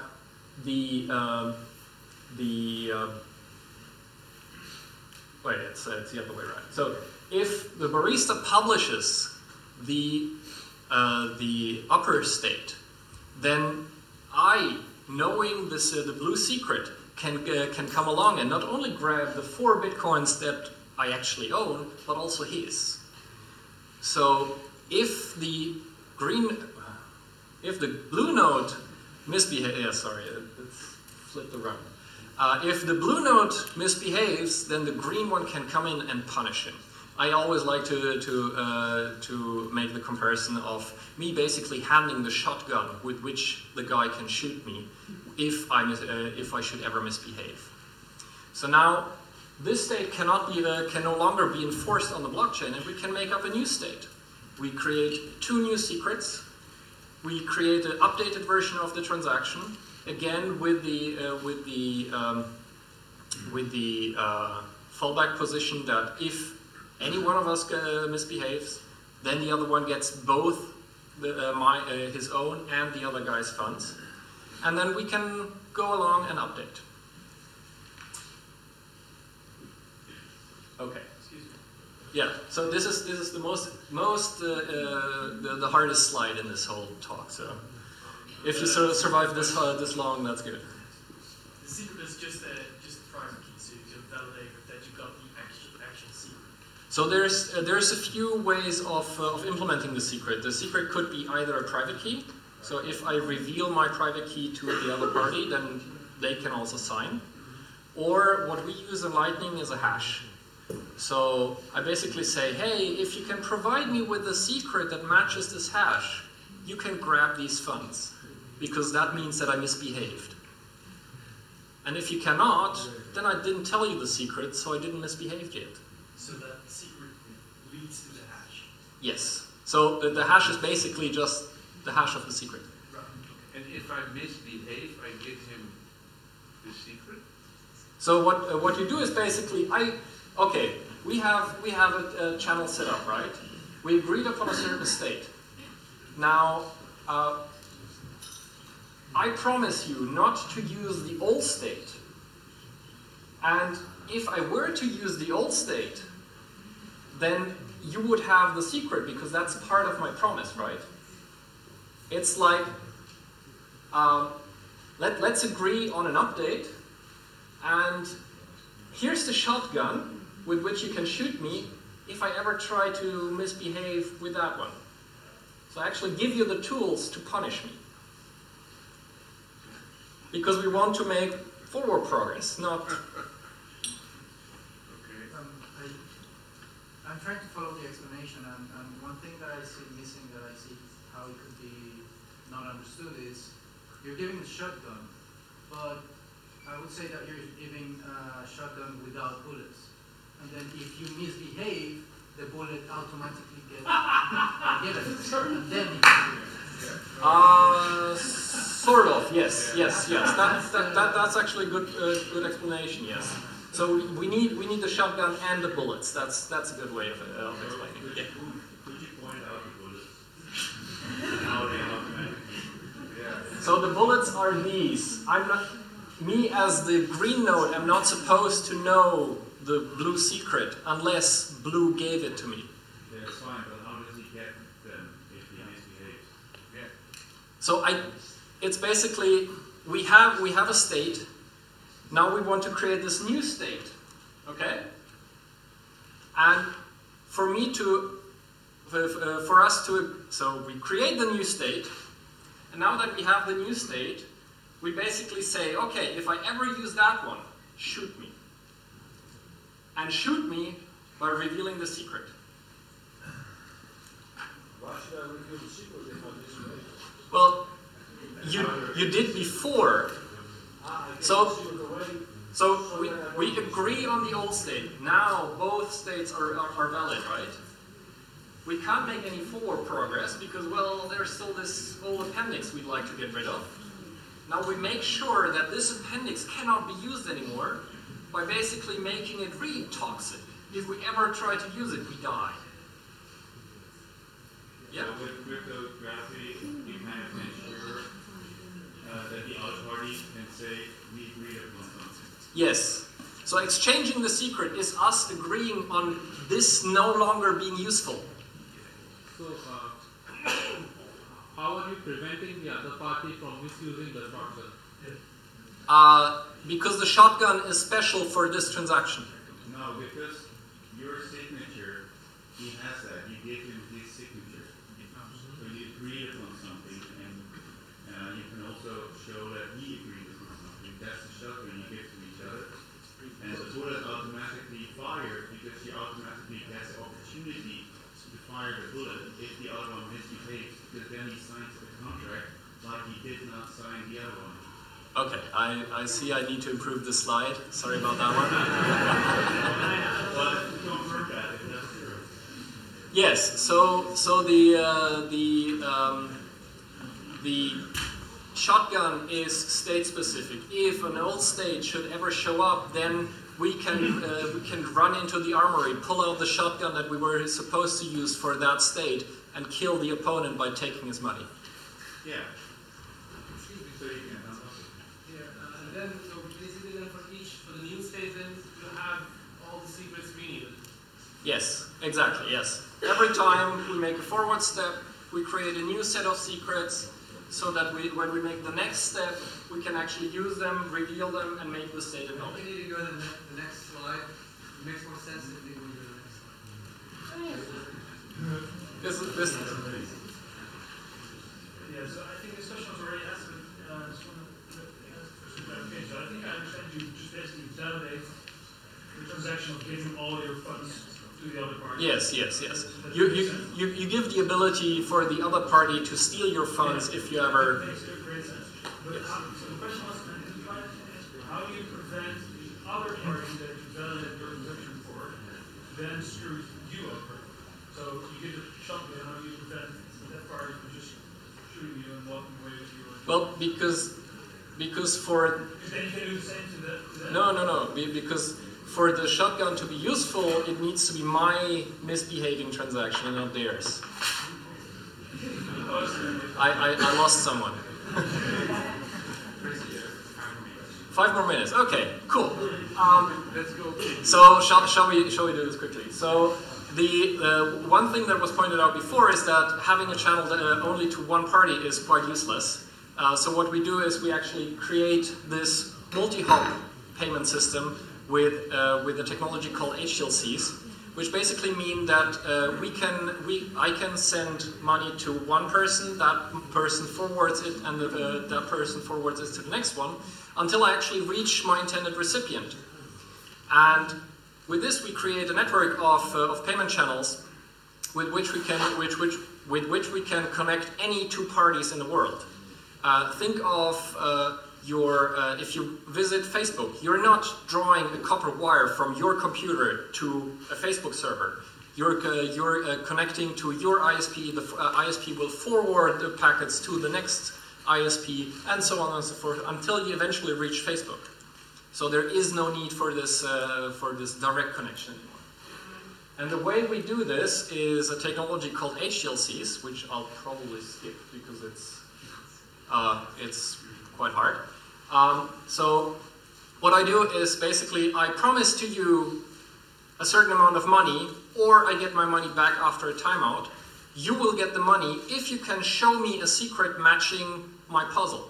So basically I challenge you to provide me with a secret that matches my hash in order to get the money. So the first hop might not have it, but I give him a hint where to look for it. So he will go on, forward this HTLC to the next person until we eventually reach the intended recipient, and the intended recipient has the secret, enabling him to pull the funds from the last channel. Me at the same time giving the second to last hop the ability to pull funds from its predecessor, and so on and so forth, until it eventually reaches me, revealing the secret to me, and the funds eventually end up at the destination. So we were talking before about privacy. We have implemented onion routing on top of this, meaning that that any endpoint that any node in the network does not know where a transfer that it forwards comes from or where it goes. All we know is, hey, me being the middle guy, I got a payment from left, and I'm supposed to forward it to right, but that's all I know. I do not know, is this the original sender, or is this on behalf of somebody else, and I don't know where this is going to, or whether this is already the final destination. Okay, so, advantages. How do you navigate them? We do know the entire topology of the network. So, well, you basically have a header which explains for every hop who is going to be the next hop in the network, and it's encrypted in such a way that you only see your own data and where it should go next. It's basically just a packet header that tells you where to route through. Okay. So advantages. Well, we set out to solve scalability. We definitely made some huge progress. We can actually do thousands of transfers per second on channels. We can have millions of channels, so I think that scales pretty well. We actually have real-time transfers.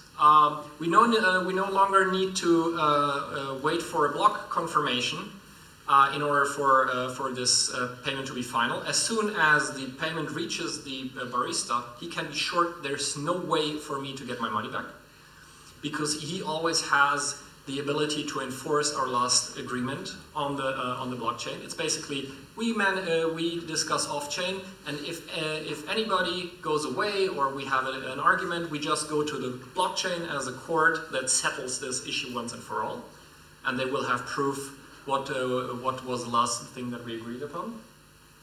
We have improved privacy. No longer will all of our transactions end up on the blockchain. No longer will it be able to. No longer will we be able to create profiles. I did some studies with students myself, trying to cluster addresses, and it's quite easy.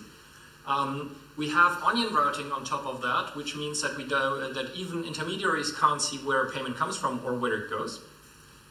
And this actually allows us to have fast experimentation. This is not on the Bitcoin blockchain. This is a protocol built on top of the Bitcoin blockchain, meaning that all of the stuff that we discuss are not consensus critical. All we need to do is have the ability to express our agreements in something that the blockchain can do. How we communicate, none of the blockchain doesn't care. Okay, so the community, this is not a Blockstream project. This is actually a project by Blockstream Eclair Lightning Labs, MIT DCI, and Bitfury. We are collaborating in the open on a protocol specification. This is close to be done. I don't have a definite answer on when it will be public, but should be close. Yeah. So, coming from a research background, this is the most interesting part for me: open questions. So we have the routing problem.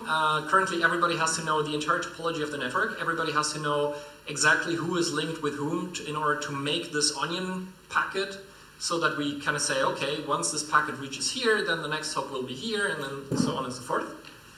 There's alternatives that we could use, but for now we just went for onion routing, which is secure by default, and we can open this up later again. Network topology, huge discussion. We don't know whether it's going to be hub and spoke, whether it's going to be a mesh network, whether it's going to be a planar graph, whether it's going power law graph.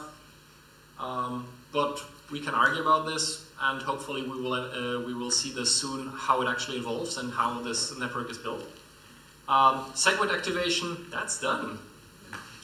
And payment decoupling, we currently use for the HTLCs, we always use the same secret. So if I'm multiple times in the route, I can actually correlate payments. So if I got a payment here and I later see the same secret again here, then I know that this is probably from the same payment. Okay, so that's it, and I hope you have loads of questions. I'm sure you have.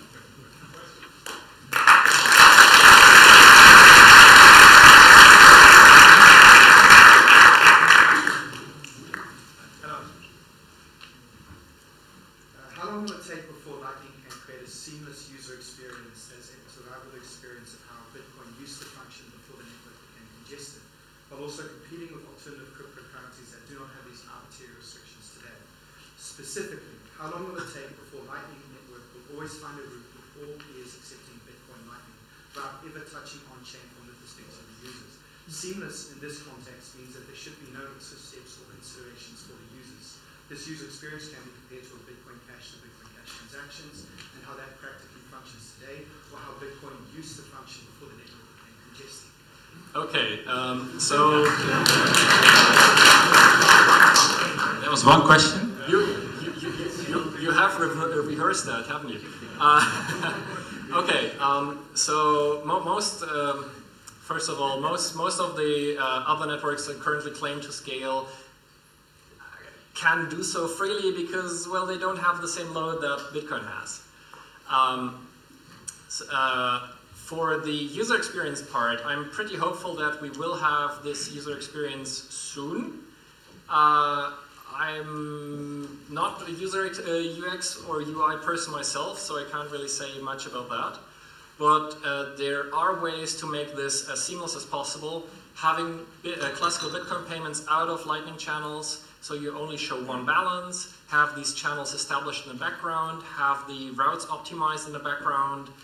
So all you would see is basically your current balance in Bitcoin and the transfer history that you did.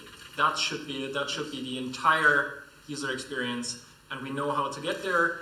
It just takes a bit of time to get there. A year? To preempt that question, I wanted to say we are pretty close to finalizing the specification. We are integration testing all of the 3 spec-compliant implementations. You can actually test this now on testnet and testnet, Rectest, and Litecoin. I shouldn't say this, but you can test it on mainnet. Just don't put too much money on it. This is untested software, so beware there'll be dragons. The question is, could you give us a ballpark on the timeline before people could get a user experience that equals old Bitcoin or its current competitors? Ballpark figure, 6 to 9 months. Very good. Thank you. Okay, thanks Christian. It's a really interesting session now with a lot of questions. I'm still trying to get my head around the green and the blue stuff. But thanks again for explaining the Lightning Network. Well, I can explain more later.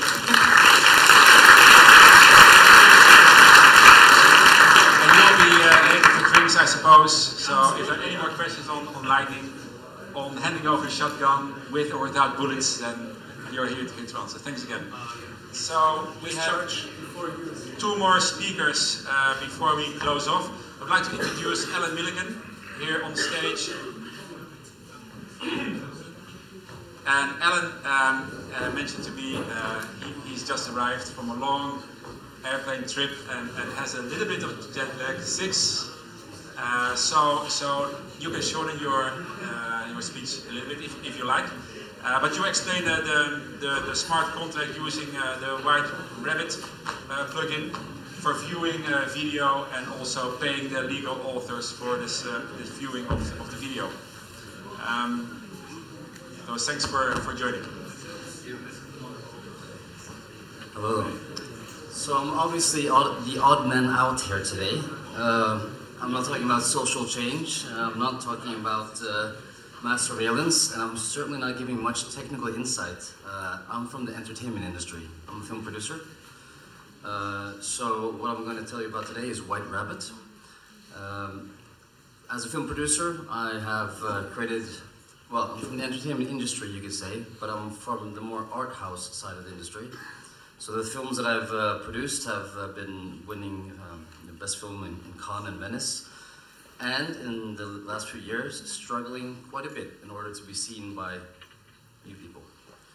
And that is why I'm here today with White Rabbit, to see if maybe I have a solution for that.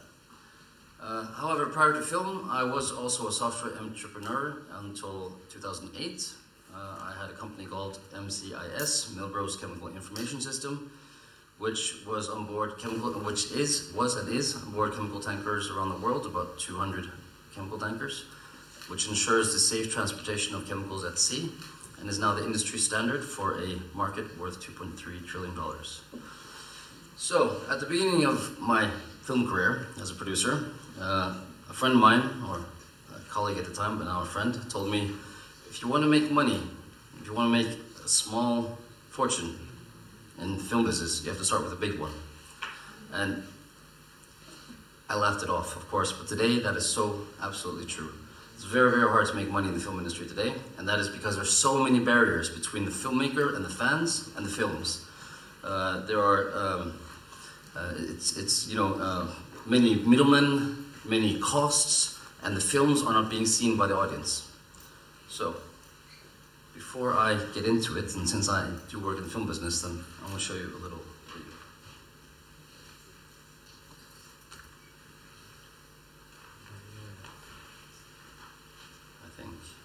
White Rabbit is shaking up streaming. How? With our awesome browser plugin, that's how. All those people we call pirates, 60% of them don't want to be pirates. They're fans, okay? They want to pay, but there's been no legitimate way for them to watch what they want, until now. White Rabbit gives the fans unlimited films and series. Download the White Rabbit plugin and stream what you want, from where you want, whenever you want. Be a responsible rebel. Payment is easy, fast, and transparent thanks to blockchain technology and smart contracts. The fans, the artists, the risk takers. Everyone gets their fair share. Everyone's happy. White Rabbit. Jump in. So in Norway, we have this saying, you know, when you have a lot of great projects in front of you, you say, you know, you're jumping after Wirkola. Wirkola was the greatest ski jumper of all time. And while I'm opening for questions here, the technical questions, I'm going to ask you to go to Telegram and talk to our CTO. He'll be happy to answer them. But, you know, please ask questions and interrupt me as much as you want. I've been, like I said earlier, like I was introduced, on the road for 10 days now. I've been to Kiev, Las Vegas, Gibraltar, Barcelona, now here. I've pitched a lot. Today I want to talk about White Rabbit, so please interrupt me whenever you feel like it. So as we see it, there are 5 challenges that we're trying to solve in the film industry today. Too few filmmakers make money. There's a handful who make a few dollars because Netflix buys the film, but for the rest of us, you have either nowhere to go or you get lost in this iTunes jungle. Challenge number 2, there's a lack of transparency. The revenue the filmmaker receives is not transparent, nor is it cash flow positive. For me, when I have my film out in the cinema, it takes me 6 months and up to 5 years to receive the revenue that I'm owed from the cinemas and from the digital streaming. And also, I have absolutely no idea how many people have seen the film. Challenge number 3, we make no distinction between pirates and fans. Pirates won't pay, that's principle, period. But fans, they are willing to break the law to watch the films that we make, but they're not giving the chance to pay, and they're not given the chance to prove their loyalty. Challenge number 5 is lack of choice. We have now, 4 or 5 global distribution competitors, you know, OTT networks, and they are buying less and less and producing more and more. So we have less choice as fans of film. Oops. Challenge 5, lack of convenience. You know, I go onto the internet and, you know, I cannot find any innovation in UI and services because there's not enough competition for the streaming sites. So what do? Do we get more sites? Well, what does more sites mean? That means more logins, more accounts, more searching to find the content you want. It's not really good for the user. So White Rabbit is offering a different approach. Our principle is watch any film, anytime, anywhere. Pay for any film, anytime, anywhere. Create a viable business for the business model for the entire film industry. Because the fact is we cannot control distribution, so let's control payment. We want to, and we need to revolutionize the way that digital distribution works without forcing users to change their habits. At the same time, we need to be responsible rebels, taking care of filmmakers, fans, and the industry. These are families that we're talking about, after all.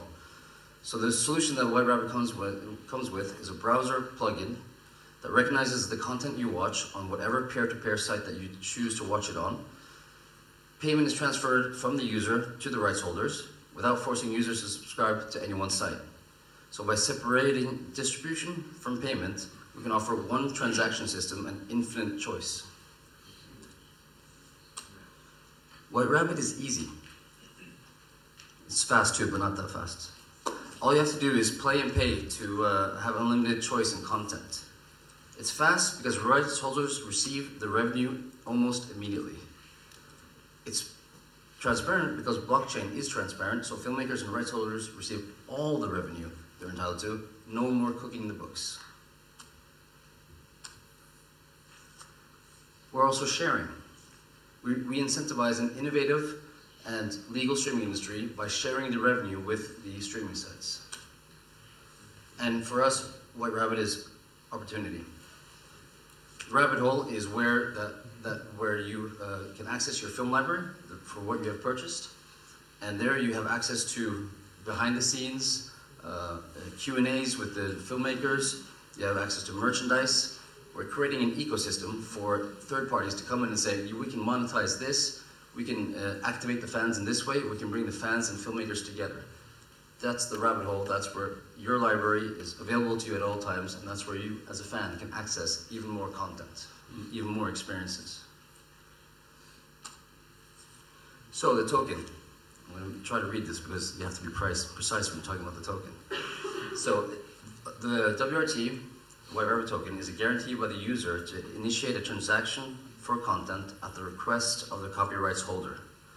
The copyrights holder, if there is no smart contract, can choose to accept or reject the tokens within a certain period of time. If he rejects the tokens are returned back to the users. If he accepts the tokens, they enter into a smart contract with White Rabbit, allowing users to stream and pay for their content henceforth. And these tokens may, of course, also be used in the rabbit hole for the additional services that we will be offering. So, market validation. I don't know, how much do you spend on cable in the Netherlands, roughly? 50 euros a month. Oh, it's pretty cheap. It's not bad. In the States, they spend $103. Back home in Norway, I spend about $80. And the average American has 3 streaming services per month. So they're spending $148 a month on entertainment. Which is why 800,000 people are cutting cable every quarter.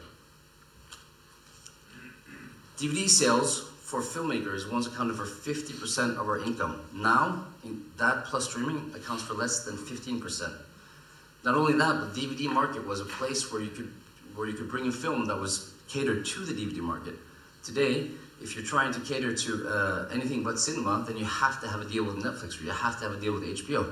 Otherwise, there is no additional market. So cable is down, DVD is nearly gone. Streaming, on the other hand, is doing very, very well. It's going to double in size of users and revenue in the next 5 years. So there's plenty of opportunity for new platforms and solutions to enter the market. Especially because of this. Netflix had 11,000 titles in 2012. Now, next year, they're down to 2,000. And that's because of their new strategy, that they will become HBO before HBO becomes Netflix. They're producing 50% and buying 50%. So where do the rest of the films go? And is this what the fans really want? Less choice? No. And that is why piracy is more and more commonplace. The film industry has an estimated $15 billion in piracy in 2016. But if the pirates could pay, would they? Some people say we streamed on Popcorn Time because it was free. Yet, crucially, Popcorn Time offered they changed users' expectations on 2 levels: choice and convenience. And when we find out that people want access, 2 studies of 10,000 pirates in Finland and Australia showed us that 60% of pirates are willing to pay, or people who stream legally. That's 60% of $15 billion. And the research also tells us that those who streamed illegally watched more content and paid more for content. So they don't really have to be pirates. They can be fans. So, as I see it, if an entire generation breaks the law, it's no longer a crime, it's a business opportunity. You could say that about a few other subjects too. So we position White Rabbit to compete on more choice in films and sales and series, more convenience to find what you're looking for and stream it from wherever you prefer. And by allowing fans to pay filmmakers directly, we can do it within a reasonable price. So, where are we? Well, we are now actually testing our MVP. We will be doing a token sale the next quarter, and we expect to do a product launch in the 3rd quarter of next year. These are the first screenshots that we're showing. So I wanted to show you the MVP today, but we're testing, so we want to make sure the test is good before we show it around. So that's your plugin over there. You are now streaming Alice in Wonderland, and you have the option to pay $2 for the film. You pay your $2. Thank you for being a responsible rebel. Here, White Rabbit, you can enter your password, and should you not remember your password, of course, you'll be able to enter a word phrase, 12-word phrase that you can then access your wallet again. Business model is 75% to the rights holders, 15% to White Rabbit, and 10% to the streaming sites. We're very much trying to create an ecosystem for new developers, new streaming sites to catch the revenue and develop, say, a streaming site for action films, or a streaming site for art house films, connoisseur choice, niche choice, whatever it might be, or the best user interface there is. The team, Hengema, is one of the most successful film agents in the world. She has a vast library of films that have won an Oscar, Cannes, Venice, and she's also a member of the Oscar Academy, so she comes to the table with 400 films. Alexander Yerushin has created security systems for submarines, telecom companies, and healthcare, and he's also worked as the CTO during the years that we've made MCIS. And Adrian has worked with enterprise cloud solutions and the last 7 years as a digital strategist. He's here tonight, by the way, if you want to have a chat. Curly hair, lovely guy. Our advisory board, Greg, he is a VC, or was a VC, so he's done many an IPO, so he's helping us do the token sale properly. Alexander is a serial entrepreneur with companies in cloud storage, social media, and AI accounting, so he's my, go-to guy when I'm like, what the hell's going on now? And he's, helping me. He said, this is the process you have to go through. John is a seasoned blockchain developer. He's had 3 years development experience in blockchain. We have our legal counsel, Hans, and Tom Emil is the one who's created the brand of, or not the brand, the logo of White Rabbit, and he maintains the brand identity. Partner with Wings, Transform Group, Fourblog Consulting, Amazix, and Blockchangers. Is there any questions? Everything is crystal clear? All right, then we'll see you in another video. Let's shake things up. That's how you make leaps, not steps. White Rabbit is shaking up streaming with a giant leap. We've discovered another way, a better way, a fairer way. We love movies and believe in unlimited choice. We also believe in rewarding people for their hard work, passion, and talent. Join us and break free. Escape to a wonderland of entertainment. We stand with the fans. We stand with the creators. Now, let's have some fun. White Rabbit.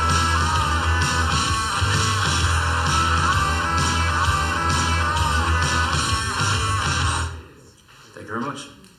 Thank you, Alex.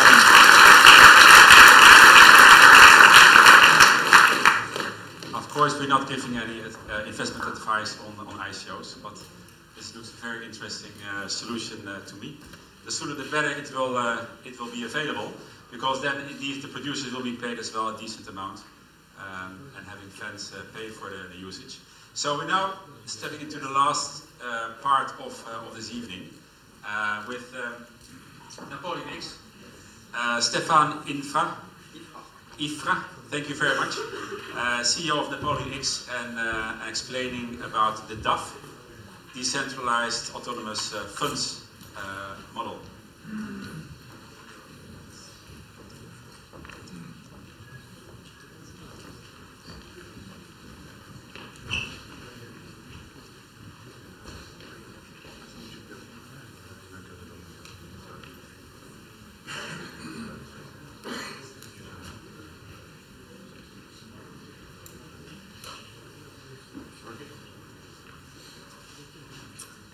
Good evening, everyone. I think I'm going to try to be short because the evening has been quite long. Unfortunately, the topic might be a little bit less, I would say, interesting in the sense that we will talk about money. So maybe not all of you are interested about money, but I think it's an important thing in life. I'm going to start with a little bit of my experience, where I'm coming from. I've worked in finance for quite a long time, and I started off trading stocks myself, as maybe some of you have done in the past. First trade was nice. I made a little bit of money, invited my ex-girlfriend to the restaurant, and I was very proud of it. Second experience was much less, I would say, fruitful for me. It was during the dot-com bubble. And I lost some money, which as of today is not really important, but at the time it was a big amount of money. So for 2 years, basically, I stopped trading. I said, okay, I'm not good at it. And then in 2002, I said, oh, I'm going to go into that again because I was really passionate about it.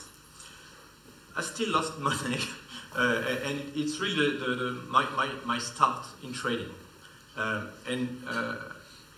Since then, what I've done is that I've started to learn and be a little bit more professional about it. I started reading books, and the importance of books is that you're starting to get experience from others. So you are accelerating your own experience. I really was passionate about it because it became my day job to be a trader. And I did that in 2005. I ran a small team at BNP Paribas, running 4 billion of funds with 3 fund managers with me. And I made money during the crisis in 2007 and 2009. But I was still doing this, I would say, from my guts. Not with some trading rules, not some, let's say, systematic way of doing things. And I was lucky enough to meet some guys who basically was working in the trading floor and who started to taught me how real traders are making money. The way they do that is that they have some tools that helps them make decisions. And basically since the last 10 years, what I've done is that I've developed such tools and I've traded them. In 2013, I decided to leave the bank because I was bored about a big organization and I was really interested into getting for some, I would say, entrepreneur, I would say, experience. And during this time, I met Arnaud, who is here with me tonight, doing some executive program at the École Polytechnique, which is the French MIT, and we did a big data executive program. So I was quite interested by your, I would say, explanation at the beginning with the false positive, because this is something that we went through. Basically, as of today, Napoleon X project is about this trading algorithm. So the one that I've really developed over the last 10 years. And it's not only me, because we are going to go into an open source model, the idea being that I'm not the only one that is able to develop models, and there are plenty of people who have this kind of capability, and the idea is to gather all these forces together in order to produce something that will be of interest to people holding money. So now, what's the link with cryptocurrencies? As we know, cryptocurrencies have really started to emerge, I would say, as assets or as currency for the last 12 to 18 months in terms of value, not in terms of the technical aspects, because obviously it dates back more than that. But the value has really started to pop up over the last 12 to 18 months. Now, almost all, I would say, institutional investors and most of the people, of course in this room, but also in the street, are starting to get attention with what is happening in the Bitcoin market. And our vision is that because this kind of blockchain technology and what is associated with the blockchain technology, the crypto assets, we truly believe that because there is a true need for the blockchain technology, especially in corporates, where you have a lot of projects going on right now of organizations trying to find ways to optimize what they are doing internally using this new technology and see how can they embark this technology and do something about it. If all basically these corporates are starting really to exploit the blockchain, and we know that there are some limitations as of today in terms of the speed of, let's say, transaction that you can process, but I'm pretty sure, as it was explained earlier, there will be plenty of new ideas that will allow us to increase basically the speed of doing transaction. Associated with this basically technology, you have the currency. And the currency, at some point, will become much more important in our daily life. If you think about it, this cryptocurrency, you can use them everywhere. It's like a world currency. It's not backed by central banks. It's backed by all the nodes. So it has a lot of very, I would say, interesting, I would say, feature for everyone to use. So we truly believe that there will be an explosion in the cryptocurrency and that it might replace some days, of course not tomorrow, maybe not in 10 years' time, but it might replace some of the currency that we are experiencing right now. Now, if you have a currency and you need to do spending using this currency, you need also to do planning. And Napoleonic's project basically is about planning your investment. How do you manage this money? Basically, if you have euro, you don't keep your euro at your bank account. You're trying to make some money out of your euro before you're spending actually the euro for your own purposes. And so the idea that we have is that we need some actors, some companies that will be able to manage cryptos for people, because most of the people don't want to manage money themselves. What we have in mind basically is just to replicate what is happening in the fiat world, in the crypto world. You have a lot of management companies that are able to manage your fund for you, for your retirement, for example, and there will be a similar need in the crypto space. And Napoleon's project basically is about that. The way we want to focus on, let's say, managing money is using systematic strategies. There are plenty of ways that you can manage money. You can either decide in the morning that you're going to buy this stock or buy these bonds, or you can have a systematic set of rules that you will follow during your investment process. And this is just one example of what happened in the real world. Since the last crisis in 2008, basically, you've seen a tremendous increase in what we call smart beta funds, which are basically systematic funds. Why? Because let's say, the discretionary trading has proved its limits for most of the people, or for most of the asset manager, I should say. And it's been replaced by something that is much more automatic. Now what we see is that we believe in the emergence of what we call bots, which are basically automats that will do the trading for yourself. You just have to program them in advance.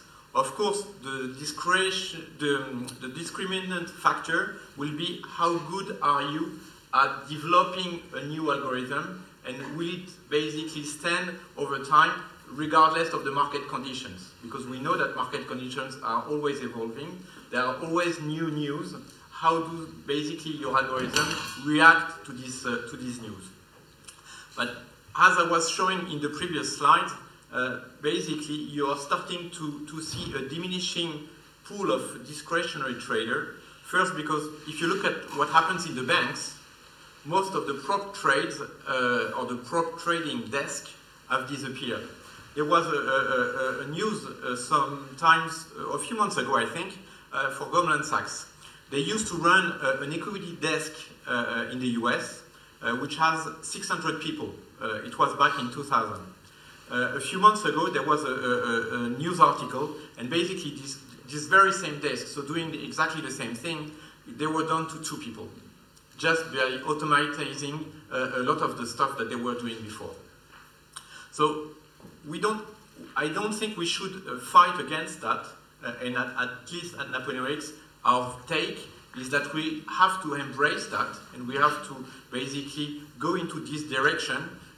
We are, I think, lucky enough to start from a library of performing boats that we have developed, and I'm going to show you that just afterwards. But what we really want to say is that we need to embrace this revolution. These are just 2 examples of what we are able to produce. What we're going to do at Napoleon X is really to create the asset management company that will then, in the second stage, launch various funds. In order to set up your funds, you need a strategy. So we have 2 examples here behind me. You have to understand that we are coming from the real investment world. So most of our trading algorithms basically are based on real assets. And that's the first example that is behind me, that is trading the S&P 500, which is the largest US stock market. So as you can see, this strategy, it's only taking 2 trades per month, so it's a very low frequency strategy. And there is a very simple reason behind that, and that's also one of the specialty of Napoleonics. We want only to trade on a very low frequency basis, and we also want to trade only very liquid assets. And there's a very simple reason, which is we want to be able to trade on a large scale basis. Why is that? Because we believe in the future that this cryptocurrency will be widely used by you people, but also maybe from, I would say, as investment solution from big institutional investors. And these guys, they don't, let's say, put 1 million or 10 million in order for you to trade, but they have much bigger needs. And right from the beginning, we have chosen to develop solutions that are really scalable because we know that our end user, so maybe not tomorrow or not in a year's time in this market, in the crypto market, but when these guys will really enter this market and they need time to get accustomed to this new, I would say, assets, they will come with a very large size. So we've developed solutions that are able to handle such size. And we also, let's say, use our trading strategies on Bitcoin just to give a sense of how could we also apply what we know how to do in the real asset space to the crypto space. And this is also a rather, I would say, low frequency strategy, because the second one that you can see on the bottom is basically a strategy that trades only once per week max. And on average, this strategy trades 12 times a year. So it's a very low frequency trading strategy, but it's pretty efficient, as you can see. It's just, well, the second one is basically either buying the Bitcoin or selling the Bitcoin against the US dollar. It's just going from one position to another position, and only using these two assets. Yes? Well, the fact is that we are not going to use only, let's say, one, or we are not going to run only one bot. We're going to run plenty of strategies. Our intention is not to, let's say, only launch one big fund where we would put all our strategy into that, which would be a big mixed bag, basically, of our know-how. What we really want to do is to do separate entities that are trading very separate assets. The idea being that, once again, if you're the big guy that will come into 3 years, 5 years, I don't know exactly when, these guys, they have boxes when they want to invest. And what we really want to do is to match their boxes right from the beginning, knowing that each boxes may have some interest for ordinary people at the beginning, for people who are in the wealth management, I would say, part of the banking industry, or even for the family offices. So we really have this, let's say, this vision that in 5 years' time, the people involved in trading Bitcoins or other altcoins will be quite different from the one that are trading them today or that were trading them a few months ago. We truly believe that it's going to be a true asset class, and then with that, you're going to need to have, let's say, an organization that needs to fit within the existing framework that exists in the real world, because these guys, when they will want to invest in your fund, they have a checkbox, a checklist, and you have to tick boxes. And if you don't tick a box, they can't invest in your company. So the idea for us, as we're coming from this world, we pretty much know the type of product they're interested in, the boxes they have, and we really need to set up something right from the beginning that will be able to fit their needs.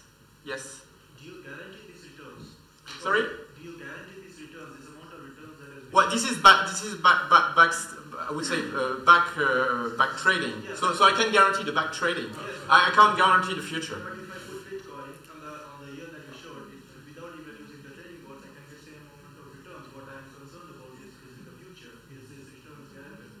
Well, if you look at the return on the Bitcoin, because you had, let's say, you have such a short history, I can understand that it would be, as was mentioned before, the set of data that has been used to develop these bots is quite limited.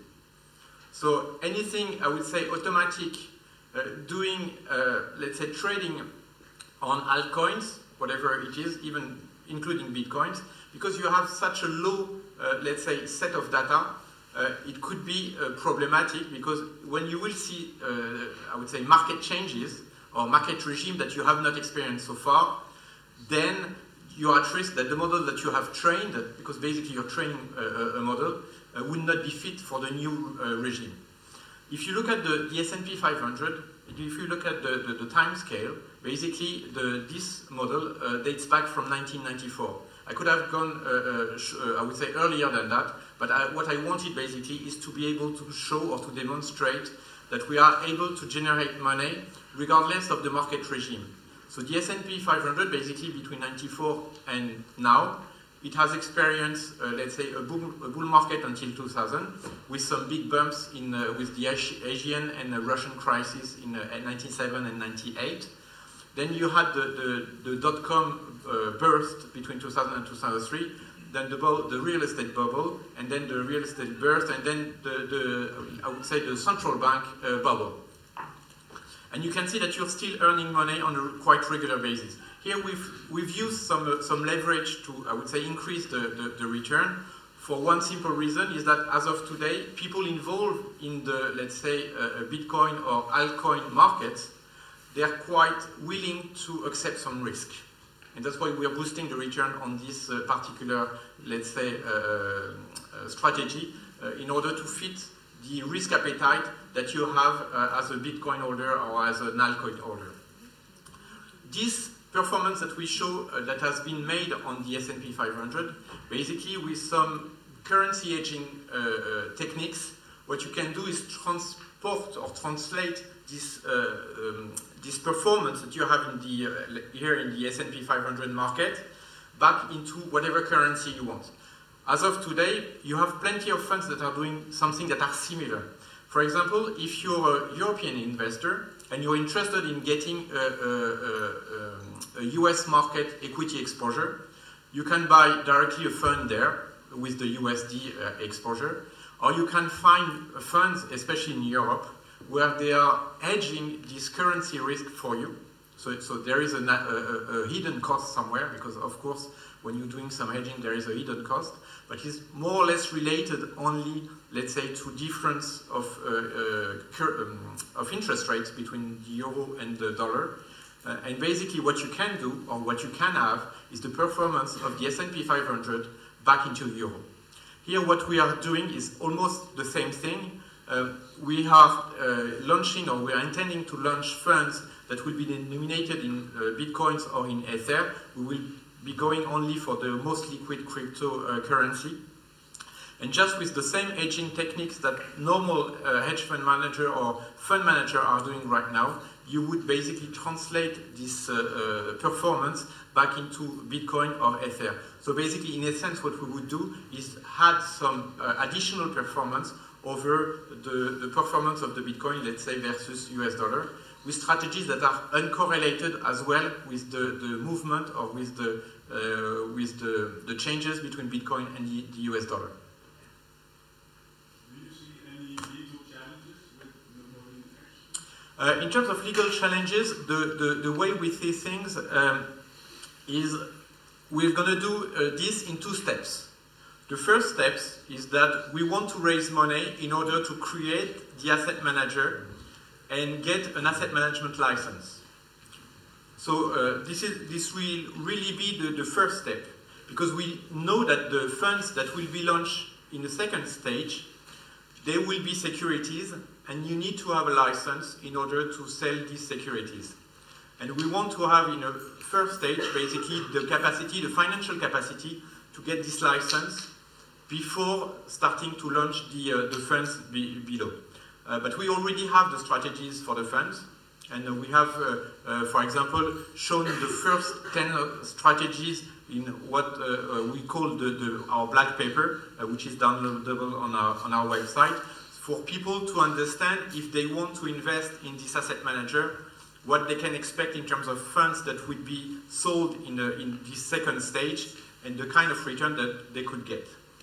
This is I would say, the value proposal that we have. So you can see on the top Napoleon X, which is basically the ICO that we are proposing, and Napoleon Crypto, which will be the entity receiving the funds, that will be the one that will get this asset management license, either itself or a subsidiary of Napoleon Crypto. In terms of the funds that will be launched in the second stage, we have called them DAF, for the Decentralized Autonomous Funds.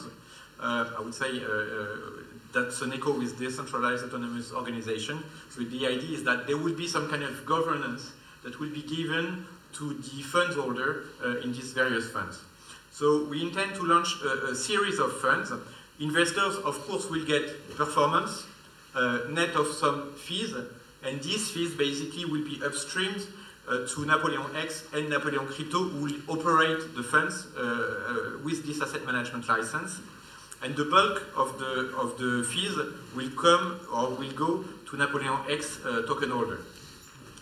The way also it's structured is that it's going to be designed as a licensing fee, i.e.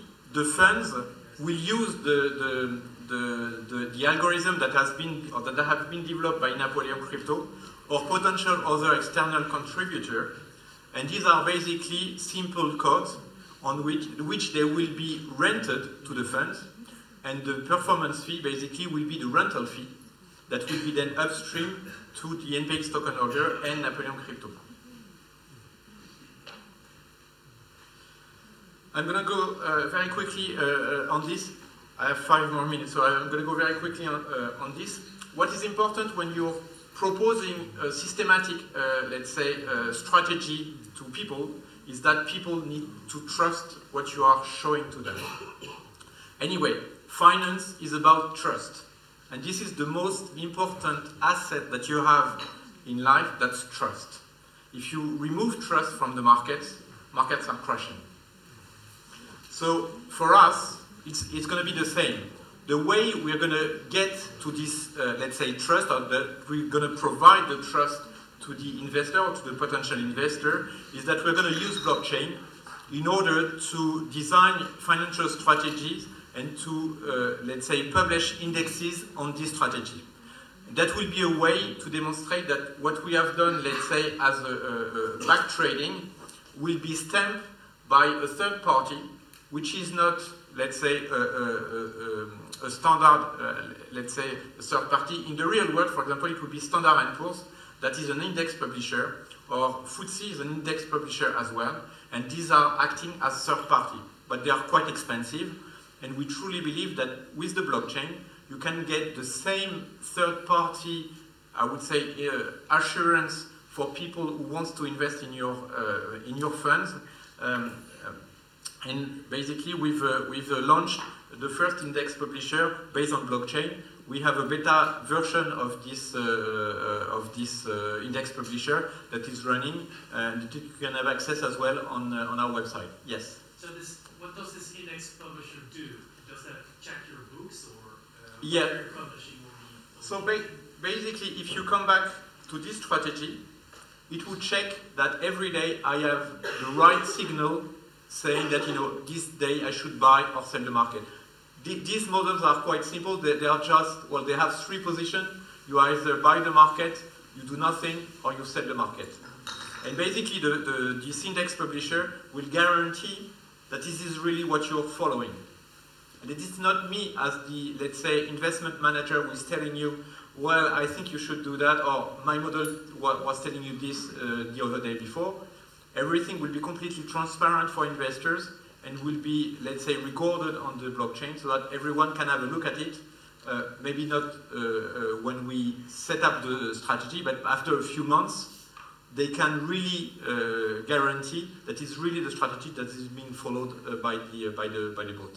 So who's putting this strategy then? It will be us. We're gonna develop the strategy, code them, and push them on the blockchain.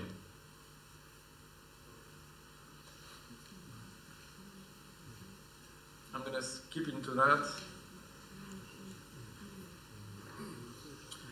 In terms of team, I'm going to go very quickly. So I've talked about myself. You have also Jean-Charles, who's on board with us, who is more in charge of sales, but who has worked with me at BNP Paribas as a fund manager. So he has also this experience. And Arnaud, who is there, who's basically the one handling all the technical aspects, knowing that beyond the three of us, we have a much more stronger technical team as well. And the timeline, very quickly, we are going to have a pre-launch of our ICO on the 12th of November, with the ICO itself running on the 4th of December until the very beginning of the next year. And the idea for us is that within 3 to 5 months, we would get an asset management license, and after that, we would start launching the first funds. And thank you very much. If you have any question, of course, feel free. Thank you very much, Ivan.